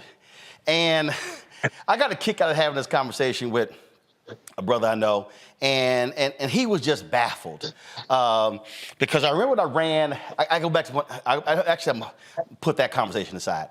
When I ran the Houston Defender, we're talking 19. This is 2000, so this is 23 years ago. So it was a young brother on my staff. He was a graphic designer. He owned a Ford Explorer. So he gets a raise. Then he goes out and he buys a Ford Expedition. Now, he had already put in a sound system in the Explorer. And so probably about 6 months after getting the Expedition, man, he was whining, complaining about the note on the Expedition. And I remember asking him, I said, I'm curious. It's just you and your girlfriend. Why did you go buy an Expedition? And he's like, well, I wanted a bigger vehicle. I said, but it's two of y'all. You had a Ford Explorer that was just perfectly fine. The reason I'm laughing at that because I bought my Lincoln Navigator, and the only reason I bought that because 6 of my nieces came to live with us, and I literally needed a bigger vehicle to carry 8 people around. Got a cashier's check the day I bought it off the lot. I said, I ain't paying no damn interest. Y'all can go to hell. Crossed the 200,000 mark last month. So I've had that. So it'll be this month, November, it'll be, 15 years since I got. That's the only car I've owned since 2008. My whole deal is I don't give a damn what nobody else think. I don't care about no Mercedes, no BMW, whatever. And it gets me to where I need to go. I think that's a different state of mind. Here he got a raise and he added more debt in his life when what he had was perfectly fine and he's complaining 6 months later. I'm like, that's illogical. That's not how millionaires think when it comes to their lifestyle. You're exactly right. And my research shows that they pay cash and they only go as far as their cash will take them. And when I say only go as far as their cash will take them, the cash that they have in their pocket at the time on many circumstances. During the course of my interviews, I've never been in so many what I would call, I won't say raggedy cars, but old cars, talking to them, following around wherever they're going, work, handling their daily affairs and the like. And that's true across the board. Now, I'm not saying I haven't been in Mercedes and nice Lexus cars and the like, but they, you know what, they don't like being in debt. And outside of their mortgage, less than $10,000 total debt, and certainly less than $5,000 in credit card debt. Because one of the questions I asked, would you have difficulty paying an unexpected $5,000 bill? Of course, no. Would you have any difficulty paying an unexpected $10,000 bill? No. How many times and who balances your checkbook over the course of the month? And that answer came back usually twice a week, and 9 times out of 10, if they were married, the wife handled the finances. So they're a different breed of cat, and because we don't have that much information about our wealth creators, we're left to our own guises to think how they really act and how they behave. And many times we're on the wrong track. Absolutely. And I like to say debt, I call it invisible shackles, because it limits your ability to make certain decisions and to move and flow in a different way, because you're constantly thinking about, I owe this private school tuition, I owe this, I owe this, I owe this, I owe this. And it's sort of, to me, it frees your mind to be able to move freely, because that's not holding and weighing you down. Panelists waiting for some questions. Rebecca, you first. Thanks, Dr. Kimbro, for being here tonight. You mentioned Omaha, Nebraska, and doing a panel there. I was born and raised in Omaha, Nebraska. And what's interesting, at one point, Omaha had more millionaires per capita than any other city in the United States. One of the benefits of growing up in that type of environment, I am used to seeing millionaires and the billionaires that are there who live a very quiet or simple life. Like, they have lived in the same home, like you mentioned, for the last 20, 30 years. I'm thinking about Warren Buffett, who's lived in the same house. I think he bought that house in the 60s. I'm used to seeing them drive around with pickup trucks and seeing them not being too good to go to Applebee's or to go to Cheesecake Factory if they're going out to eat. Otherwise, they're cooking at home. However, because of my work, I've spent a lot of time in Black communities across the country, and the majority of Black communities. And one thing that I've noticed is that it appears that within our communities, we want the appearance of what we think it is to be wealthy versus the actual being wealthy. So how do we start to change that dynamic so folks understand it's not about what it looks like in our mind to be wealthy, but what it actually means to be wealthy? Great question, and I appreciate that, and thank you so much. Yes, you're exactly right. And I've said it on a number of occasions, if the individual looks like he's wealthy and has all the trappings of success, chances are, not all the time, but chances are, no, they're not wealthy at all. So the fact of the matter is that, and going back to Omaha, Nebraska, when I held that focus group, there were car dealers in there, franchise owners that I had in that group, and the like. But I was about to say something else, and I'll get back to a second in terms of millionaires. But this I definitely want to say, okay? Because we think of millionaires as when we see rap stars, and we're looking at entertainers, and we're looking at individuals who we think got it going on and the like. The average Black millionaire has a stealth mindset, completely, totally under the radar. Now, I'm not saying they don't get out there and have a good time, but when they do have a good time, they're around their peer group. Now, you ask the question, what causes that? I don't know, you might go to college and major in marketing, but we know something about the world of marketing.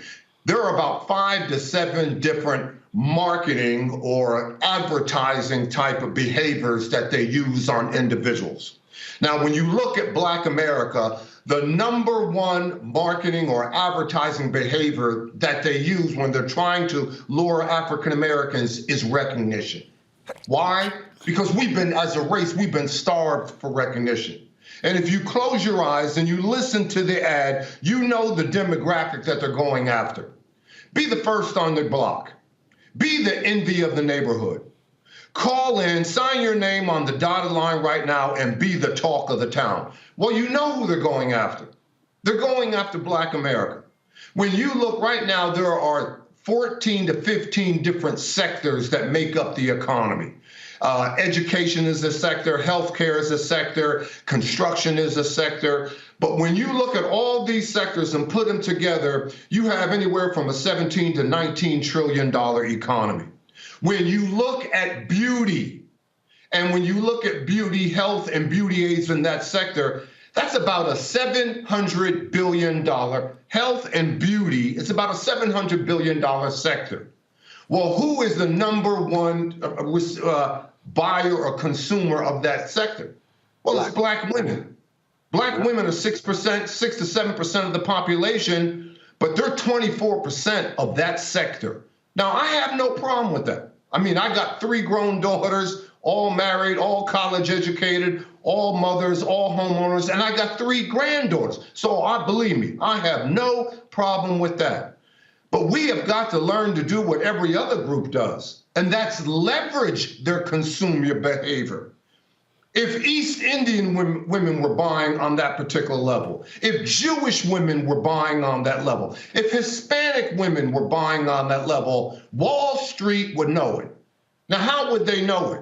Well, I told you I teach at Clark Atlanta. So if we are number one in the beauty industry, a $700 billion industry, and we have some Black hair care and Black cosmetic companies and blah, blah, blah, well, they get less than 1% of the total.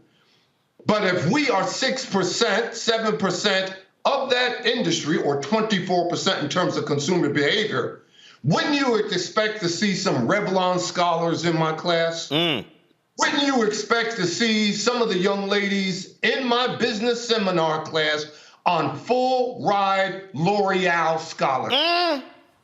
Every other group does that. Why not us? L'Oreal, Mac, keep going. So, you know, there's a carrot at the end of the stick, and they're reeling the carrot in based on our consumer behavior, because the buying emotion is recognition. Boom. You know what? There's a book out there, Paco Underhill, Why People Buy. I bring in books all the time to my students. I said, all right, so you're marketing concentration, you gotta buy this book. And what is the book? It's called The Go-Getter, or it's called Hit the Sweet Spot. All right, here I am, I teach at Clark Atlanta, only 4 miles from Coca-Cola. You go up on the 10th floor of Coca-Cola where all the executive vice presidents are, and you look in every office, and you'll see that book, Hit the Sweet Spot. Why? It's all about buying emotion. And the same thing occurs in terms of our consumer behavior. Now, you may not want to be an entrepreneur, you may know how to own a side hustle, whatever, but one aspect you cannot escape, and that's consumer behavior. Boom. Your credit score. So when it comes to you buying and your credit score, don't think of yourself as a consumer. Think of yourself as an investor. As an investor, look at your credit score as an investor. Why? Because the rich always pay less for their items and accessory. So you go into Best Buy, you go there and you see a flat screen and they got, the nameplate, what the price is on there. Pull them aside. I'm paying cash. What's the cash price? If they don't have a cash, if you did have a cash price, what would it be? What type of discount can I get? Why? Because they know, and people know, it's called, in economics, it's called velocity. And Roland, what in the world is velocity? Okay, so I got an 18-year-old granddaughter who's a junior at Savannah State. She's a biology major, and I love her to death. And I try to help my grandkids out if they need a little change and this, that, and everything. But if I gave that child right now, and I said, here you go, here's $100. In terms of velocity, that would have a quick effect on her lifestyle. But as her grandfather, and in terms of generational wealth, I got to school this child. So 10, 15, 20 years from now, If I gave her $1,000, it would have no effect on her bearing a lifestyle at all. Why? Because right now her velocity is fast. Look, you're in my global classroom this evening. You want, when it comes to wealth, you want your velocity to be slow. Scott! You don't want it to have a huge impact on your life. And now why do I say that, Roland? Because more than 1/2 of my race, as soon as we get up in the morning, we got one goal and one goal only: to get through this day by any means necessary. Right. They are in complete survival mode. And we have got to change that behavior from a poverty mindset right to a wealth generation mindset. Scott? Yeah. Hey, Doc. Love your research. Quick question for you. Of your research of those Black millionaires, right? How many inherited their wealth? How many gained it through real estate or entrepreneurship or multiple streams of income? And how many lost their millions and were able to generate it back? I know that's a multi-faceted. That is a great question. That is a good. How many lost it and generated? But I don't have a number. But yes, I know during my research. Here's the thing. All right, so I asked them 118 questions. Surveyed more than 1,000, simply because I wanted the data to be valid and I wanted it to be reliable. Number 2, I told you I had the focus groups. But number 3, I had more than 60 face-to-face interviews. And when I set out, I didn't want any athletes and I didn't want any entertainers. Not because I had anything against athletes or entertainers, but we were overrepresented in that area. We knew information regarding those two demographics. I wanted folks that flew under the radar, that we didn't know, we didn't hear their stories and the like. Folks who didn't bounce, who didn't bounce or catch anything. But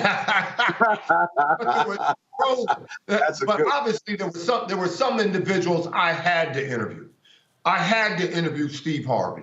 I had to interview Damon John. I had to interview Tyler Perry. I had to interview Kathy Hughes. I had to interview, I spent a day with Kirk Franklin. I spent, the list can go on and on, folks who I had to, simply because of being valid and reliable. And it was in those stories that they told me they had to make their wealth several times. Case in point, Kirk Franklin, okay? Case in point, although I didn't interview Usher, his mother, Janetta Patton, came to my class and spoke to my students. So she told me, the stories about that. These are folks who made, to answer your question, who made their earnings over and over again. Yeah, thank you. Robert. I always love it when Clark-Atlanta University is properly represented. I'm usually the minority here, but it's absolutely outstanding to have you in this conversation. While I was a student at Clark, one of my economics professors said that money is spent in the light, but wealth is built in the darkness. He kind of, everybody in Atlanta all of a sudden wants to start a boutique or, the next trending restaurant to be the next slutty vegan. Can you kind of talk about the real way that wealth is generated in our community and the real types of businesses that really grow and expand? I have someone who was a student with me at Clark Atlanta. They started a business where they literally picked up waste from restaurants and just took it to the landfill for them during hours that the city couldn't do it, et cetera. Dumpsters couldn't do it. He was a millionaire before 30, picking up garbage and trash, but that's not the shiny, bright object that gets you on a reality show on social media. So people don't really think about that. You can talk about the hard work in the industry that people don't think about that actually leads to generational wealth. Good question. And the reason why, because the millionaires who I surveyed and interviewed, they didn't see it. They didn't get in this game for the money. They got in the game as a labor of love. Yep. Something that they were completely engaged in. And that is the difference. Because I remember a couple of times in my focus groups, I asked the question, did you know the day or the week in which you crossed the 7-figure threshold? And no one can answer that question for me. Why? Because their head was down and they were completely engaged in what they were doing at that particular time. Yep. So here's the key. Here is the mindset. And these are the questions that you've got to ask yourself in this creator economy.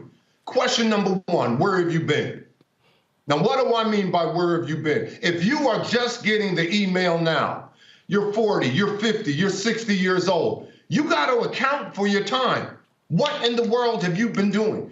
Do you know your area of excellence? And if you don't know your area of excellence, I need to know why you don't know your area of excellence. Why?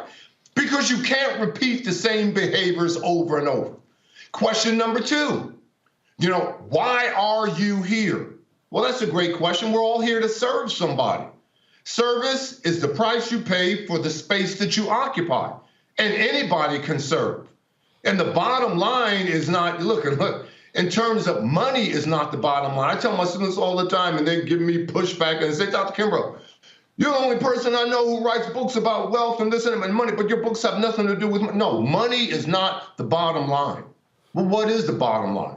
Love is the bottom line. I don't care if you're working for a living, you're employed for a living, you love your job, you're going to get the parking space closest to the building. You love your coworkers, you're going to be manager in no time. You love your coworkers, or you love your job, or you're an entrepreneur and you love your customers. Guess what? You're going to get more customers. Love is the bottom line. Number 3, where are you going? Where are you going? In other words, do you know your area of excellence? And you've got to ask yourself 3 critical questions to uncover your area of excellence. What do you love to do? What do you have a passion for? What can you throw your whole heart and soul into? Yep. I remember when I was with John Johnson, I'm probably the last individual to interview the godfather of Black entrepreneurship. I interviewed this man several times, and there I am, 820 Michigan Avenue, up there in his office, sitting right across his desk while he's signing contracts, looking at makeups of new, covers of Ebony and Jet magazines. And I said to him, Mr. Johnson, if you weren't, a magazine publisher and you weren't publishing Ebony magazine, what would you be doing? And he picks up a mock interview from an upcoming issue of a magazine, and he goes just like this. I love magazines. I love the colors. I love the feel. I love the textures. How are you going to beat an individual like that? You can't. So what do you love to do? Question number 2. If you weren't rewarded, if you weren't compensated for your work, what would you do for free? Now, I've been at Clark Atlanta close to 30 years. And I mean, when my wife was still with me, even before we had direct deposit, the same way the dean would hand me the check, I would place it in my wife's hand and blah, blah, blah. I never knew. Yeah, I had an idea in terms of my finances, but she was an accountant by trade, and she took care of all the finances and this, that, and everything. But I was engaged because that's what I was called to do. Right. So what do you love to do? If no one ever paid you a dime, if no one ever gave you financial reward for your efforts, what would you do for free? Because when you're doing what you love to do, when you do it for free, your work is your play. And if your work is your play, you'll never work a day in your life. Now, here we are in 2023, and what Generation Z has got to understand, instead of quiet quitting, this is the gold standard that you got to judge and gauge your career by. How many people have called you and tried to lure you away from your present employer? Yep. I get phone calls, I get text messages, I get emails all the time. Dr. Kimbro, you still at Clark Atlanta? Yeah, I'm still at Clark Atlanta. Oh, okay, we're just checking, blah, blah, blah. And last but not least, if you can't answer those 2 questions, go to somebody who you respect and admire and ask them, what do you see me as? What do you think I would be good at doing? Roland, when I was a sophomore at the University of Oklahoma, you know what my frat brothers called me? They called me the professor. And I said to them, man, what do you guys call me the professor? Kimbro, you always got a book under your arm. If we can't find you on campus, we know that you're always in the library. Well, this is what I was called to do. There you go. And then last but not least, as Steve Jobs says, when are you going to poke a hole in the universe and prove you were here? Jobs says, don't build a business, build a movement. There you go. Build a movement. And what did Antonio Reed tell me, one half of Babyface? There I am. I spent a couple of days with him in the Bahamas. And he said to me, I said, Antonio, what's the story about you going to Harvard and staying up at Harvard for 10 weeks and taking an executive management class. I said, if you and Babyface lived 5 lifetimes, you can spend all the money that you've earned over those 5 lifetimes. He said, well, the reason why I went up to Harvard is because everybody wants to get into the entertainment field, the music business, but number one, it is a business. And the moment that you cease to grow and develop, you begin to die. And then number two, he says, look, and I put this on a sign in my classroom. They just painted my classroom, so they took the sign down. But Roland, the sign read, if you don't read, if you don't study, if you don't grow, if you don't develop, if you don't go to the seminars, the conferences, the workshops, if you don't sit in the front row, in the first seat, another student will. And the day that you meet that other student, you lose. So what in the world am I saying? You got to take time to get the information in. Yep. Never forget, the bigger the house, the more books they have in the personal library. But the smaller the house, the bigger the television set. You got to change the narrative and change the behavior. Dr. Dennis Kimbro, always a pleasure, folks. One of his books, The Wealth Choice, Think and Grow Rich, A Black Choice. We appreciate you joining us, and we'll certainly have you back because it all starts right here. Appreciate it, Frat. 06, love you, brother. All right, appreciate it. Folks, when we come back, we're going to talk with Isaac Hayes III. He is the founder of Fan Base. They're closing this raise, but also, why did LinkedIn kick him off of their platform for doing nothing? We'll explain next. You're watching Roland Martin Unfiltered right here on the Black Star Network. When you talk about blackness and what happens in black culture, we're about covering these things that matter to us, speaking to our issues and concerns. This is a genuine people-powered movement. There's a lot of stuff that we're not getting. You get it, and you spread the word. We wish to plead our own cause. Too long have others spoken for us. We cannot tell our own story if we can't pay for it. This is about covering us. Invest in black-owned media. Your dollars matter. We don't have to keep asking them to cover our stuff. So please support us in what we do, folks. We want to hit 2,000 people, $50 this month, raise $100,000. We're behind $100,000, so we want to hit that. Y'all money makes this possible. Check some money orders. Go to P.O. Box 57196, Washington, D.C. 20037-0196. The Cash App is $RM Unfiltered. PayPal is R Martin Unfiltered. Venmo is RM Unfiltered. Zelle is Roland at RolandSMartin.com. Hi, I'm Dr. Jackie Hood Martin, and I have a question for you. Ever feel as if your life is teetering and the weight and pressure of the world is consistently on your shoulders? Well, let me tell you, living a balanced life isn't easy. Join me each Tuesday on Black Star Network for A Balanced Life with Dr. Jackie. We'll laugh together, cry together, pull ourselves together, and cheer each other on. So join me for new shows each Tuesday on Black Star Network, A Balanced Life with Dr. Jackie.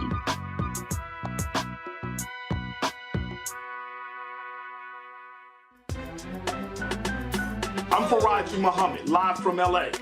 And this is The Culture. The Culture is a two-way conversation. You and me. We talk about the stories, politics, the good, the bad, and the downright ugly. So join our community every day at 3 p.m. Eastern and let your voice be heard. Hey, we're all in this together. So let's talk about it and see what kind of trouble we can get into. It's The Culture, weekdays at 3, only on the Black Star Network.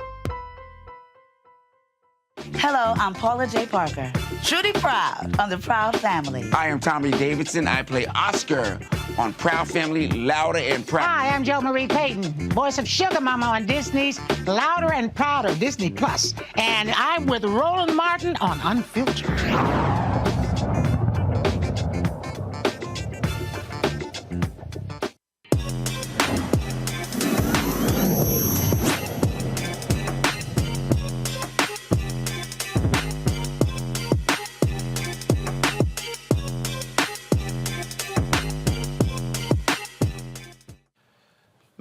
massive amounts of wealth has been generated in the past decade or so in the technology area. Isaac Hayes III, the founder of Fanbase out of Atlanta, joins us right now. They are in the final stages of their raise to close out this period. But before I get to that, I got to ask him this here. I saw you post this. The folks at LinkedIn have booted you from their platform for what? I'm back. I actually got back. Yeah. Really? Yeah. Okay, what happened? The app went viral. Roland, come on. The app went viral. And in the midst of this going viral, there was this little spat that was going on with Clubhouse. And right when that happened, I got kicked off the platform for a simple post that I always post, which is updating the raise, the amount of money we've raised. So I think somebody was just trying to give me a little hiccup, but it took probably about 6 weeks to get back on there. So yeah, but you also are calling them out. And because you've been, look, it's some other folk like Clubhouse been a little upset because you've been checking them, and they're mad because you went on in a on their platform talking about Fanbase like other people don't go on Clubhouse talking about their stuff, and like Clubhouse not on other social media platforms touting their app. Absolutely. It's a competitive space, and I understand that.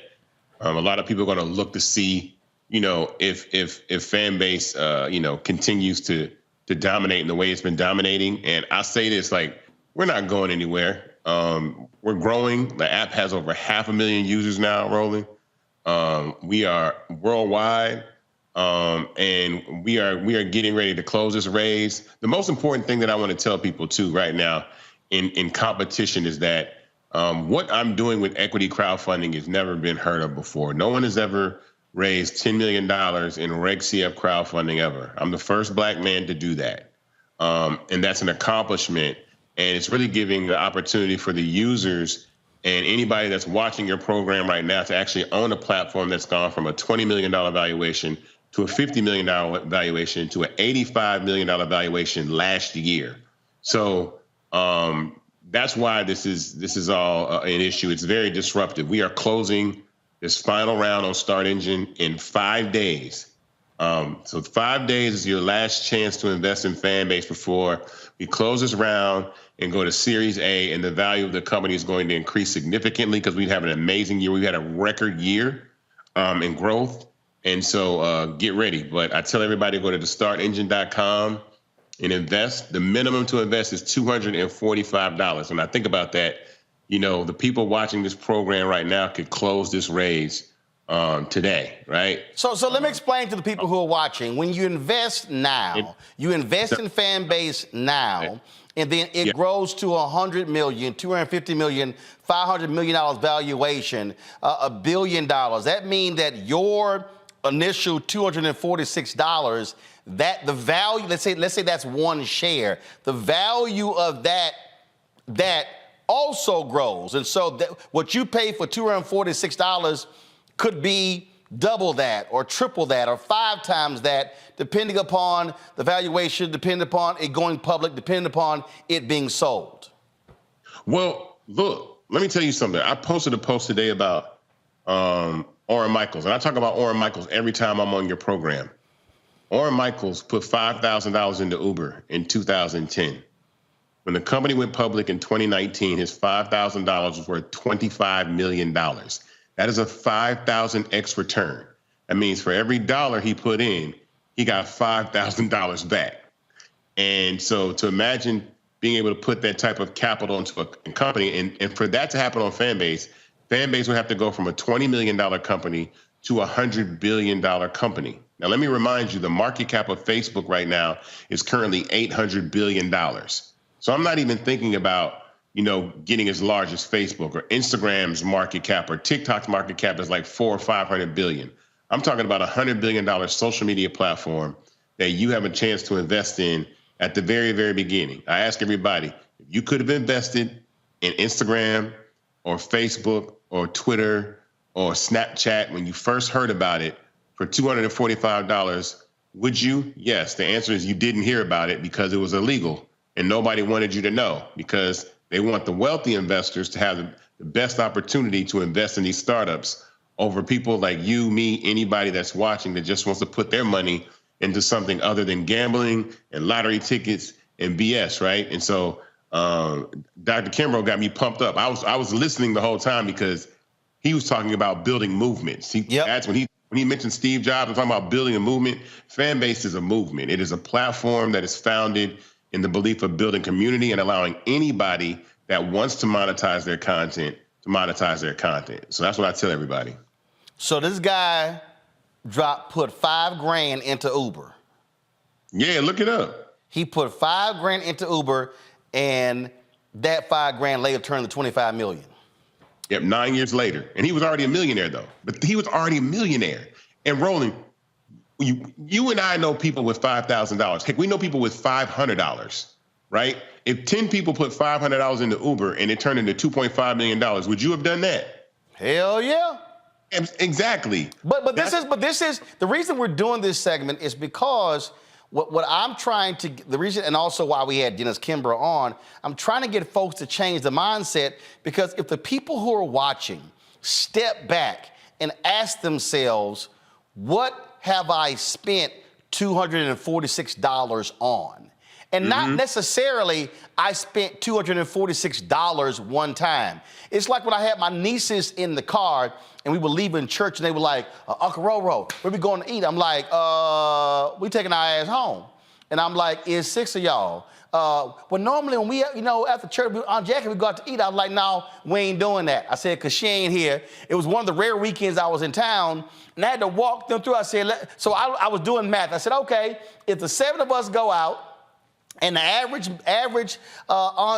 meal for each person is going to be $25, how much is that? I said, plus the 15% tip, how much is that? I said, multiply that times 4 times 12. That's how much money we spend going out to eat. Your asses got tutors, you got individual computers, you got all this sort of stuff. I walk them through. And I think for a lot of us, we don't step back and say, but wait a minute. If I spent $50 on five different times eating, that's the $246 you talking about for a fan base. Absolutely. And more than that, there are users that have used Fanbase since its inception and have already made their money back by using the app. They've already made, there's one user that has invested in Fanbase, but has already made $10,000 in revenue from monetizing their content. They put $245 in, but they've made $10,000 by simply using the app. And they still own it. So if anything, that investment still grows, so they're making money twice. Yeah, because they're making money on the front end, and then their equity is growing on the back end. Rebecca, question? Thanks so much for being here again tonight. I just got the email the other day that you're looking for your investors to approve authorization to increase future Class B shares for the common stock. Are you looking to go into like a 4th round of investment? Yes. So that share increase is so that so many people want to invest in this final round that we actually have to increase the share amount to accept the dollars for this final round. And so we're about to go ahead and make that approval. But yes, Series A is next. For companies to scale like Fanbase, we need to raise tens of millions of dollars, hundreds of millions of dollars to scale these companies. Take for instance Clubhouse, and I think that's an example. Clubhouse raised $300 million. Like, think about that app, or Patreon is another platform. They're not even a household name. They've raised $300 million and are valued at $3 billion, right? And so Fanbase has combined all of these tools and these sets with monetization, and then the ability for people to invest. And right now, once we complete this raise, the total amount of money that I've raised will be $10 million. So when you think about 350, I was like, you know what I would do with $350 million? Like, we're making the most happen with the least over at this company in a way that is remarkable. And it always goes out to the tech team. I have to shout out Ramiro and the development team, because we're taking all these functionalities and then in real time watching all these other companies copy what we do. The good fortune is they can't pivot in our lane because 97% of Facebook's income comes from advertising. We are not built on advertising. So for them to flip a switch and say we're going to go to subscriptions And everybody watching right now, how often have you heard people talk about subscriptions in the last 3 or 4 years? You never heard people talk about subscriptions. Dog, everybody. I bought like Filmic Pro, Adobe. There are now apps that used to be free. Everybody, hell, the car wash got, the car wash got monthly subscriptions. There are restaurants that are literally now charging a monthly subscription. Yes, and subscriptions are the future. It's recurring, predictable revenue, right? Yep. But you take that to individuals like you and I that can monetize their health content, their cooking content, their financial content, their comedy, their dancing, their acting, their singing, their love for sports, their passions, right? And turn these into businesses. Like, we know the average American salary is between $40,000 and $60,000 a year, right? But again, I say 5,000 people, right? 5,000 people paying you $2.50 a month is $12,500 a month. That's $150,000 a year. That's more than 97% of Americans. So the money is there. It's not in your following, which all these platforms want you to have a large following so you make content so they can run ads. The money is in your subscriber base. And so us saying, look, go to startengine.com/fanbase, buy some shares in Fanbase, then download the app and use it, and then watch your money grow. Because again, the valuation of Fanbase, and I'm just being candid, the valuation of Fanbase was $85 million over 1 year ago. That is before we had a user spike of 100,000+ users in 60 days. Our MAU is up, 400 or 500%. I fully expect the valuation of Fanbase when we do Series A to be double what it is now, close to double what it is now. And so that means for every dollar that you put in, 4 or 5 months from now, it would have been worth more to do it today. You have to put in 2 to match what you would have put in today. And so that's why I'm telling everybody to invest and be part of these movements, man. This is a movement. This is unheard of. Like, again, the last social media app that was Black founded that was this successful was Black Planet, and that came out in 2000. It's 2023. We've gone 23 years on another platform really breaking through. And to make that even more important, there have been tons of people that could have built apps and haven't, because this is very, very hard. And so this is a special moment for us, because this is an opportunity for all the culture that we give, all the creativity that we give, all the things. Like, think about this real quick. Think about all of the impressions and content that have been created just off Keith Lee coming to Atlanta and going out to eat. Yep. Think about somebody saying, oh, Cheesecake Factory is not good enough.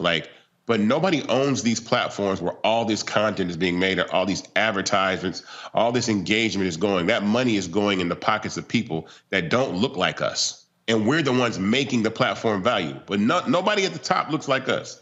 And let me say this, how some people just say some stupid stuff. Like this sports actuary filter just said on our YouTube chat. He goes, Roland, what you're doing is not fair. Hindsight is 20/20.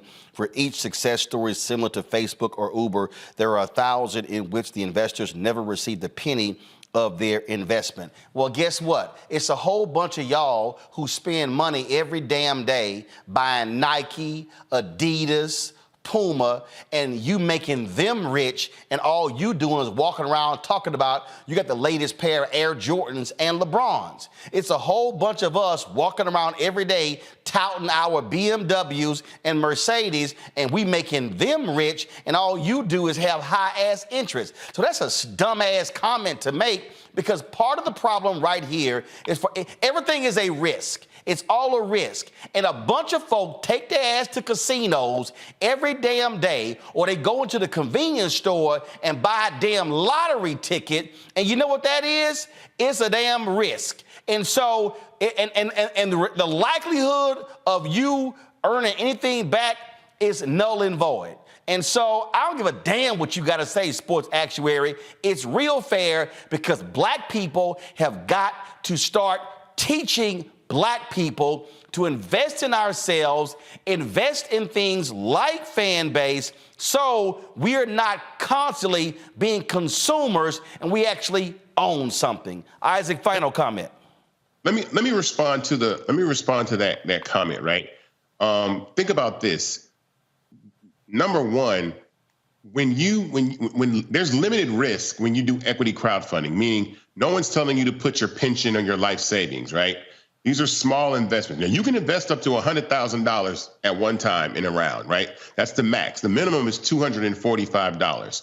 So when you think about $245, that's a bit different. That's the price of a pair of shoes. That's steak dinner. That's going out with your friends. I think you could probably not even remember the last time you spent $245 5 times in a row over the course of the year, because that's how often we're spending money. And so here's something else. By buying Nike or by buying lottery tickets, you can't increase the value of your winnings at all. You can't increase the value of your shoes by wearing your shoes. By investing in Fanbase and then coming to Fanbase and using it with the other 500,000 people that use it now, then you're increasing the value of the asset you own, because the users are what make the social media platforms valuable. If everybody left all these, like, this is real talk. If everybody left Facebook today, Facebook will be worth $0.00. If everybody left Instagram today, it would be worth $0.00. And so my point is that the same power that we have collectively that we give away for free on social media, we can also apply that to platforms that are free to use. It doesn't cost anything to use Fanbase. You can monetize, and you can own a part of it. So there's limited risk. And I don't want somebody to say like people have lost their investments. People lose $250, like I said, playing the slot machine or whatever, or gambling. So, or staying in a hotel room. Yeah. So yeah, exactly. At the mini bar. So go to startengine.com, and I'm stressing this the most, startengine.com/fanbase and invest now.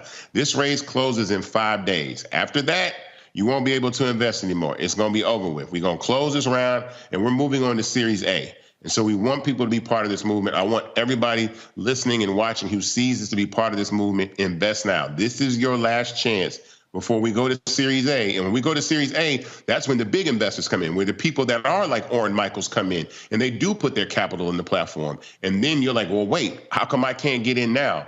Because you had your chance today. And there you go. Go ahead. There you go. Isaac, I appreciate it, man. Thanks a lot. Thank you.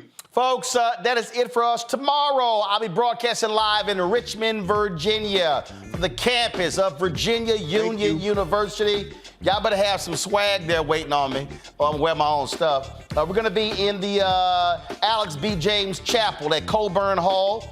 Looking forward to that. Want folks to come on out, pack the joint out. We're going to be talking about the Virginia elections and the impact on African Americans. As we speak, y'all, right now, there is a debate, the only debate going on in the Mississippi gubernatorial race between Brandon Presley and Republican Tate Reeves. Reeves has been running from Presley for the longest. It is a tight race. It is neck and neck. And so let's sit here and do what we can to get Tate Reeves out. He ain't done a damn thing for Jackson, Mississippi. He ain't done a damn thing for HBCUs. And so let's throw him. He damn sure hasn't done anything for Medicaid expansion. That's health is needed in Mississippi. And so he needs to go. And so you can go check out, is it WPAT or BAT? It's WAPT TV. It's a 1-hour debate. It started at the top of the hour. It's been going on for 26 minutes. All right, folks, that's it. I'm going to see y'all tomorrow live from Richmond, Virginia, right here. Roland Martin Unfiltered on the Black Star Network. Holla! Folks, Black Star Network is here. Hold no punches! I'm real revolutionary right now. Black power! Support this man, Black Media. He makes sure that our stories are told. Thank you for being the voice of Black America, Roland. Stay black. I love y'all. All momentum we have now, we have to keep this going. The video looks phenomenal. See, this difference between Black Star Network and Black-owned media and something like CNN. You can't be Black-owned media and be scared. It's time to be smart. Bring your eyeballs home. You dig?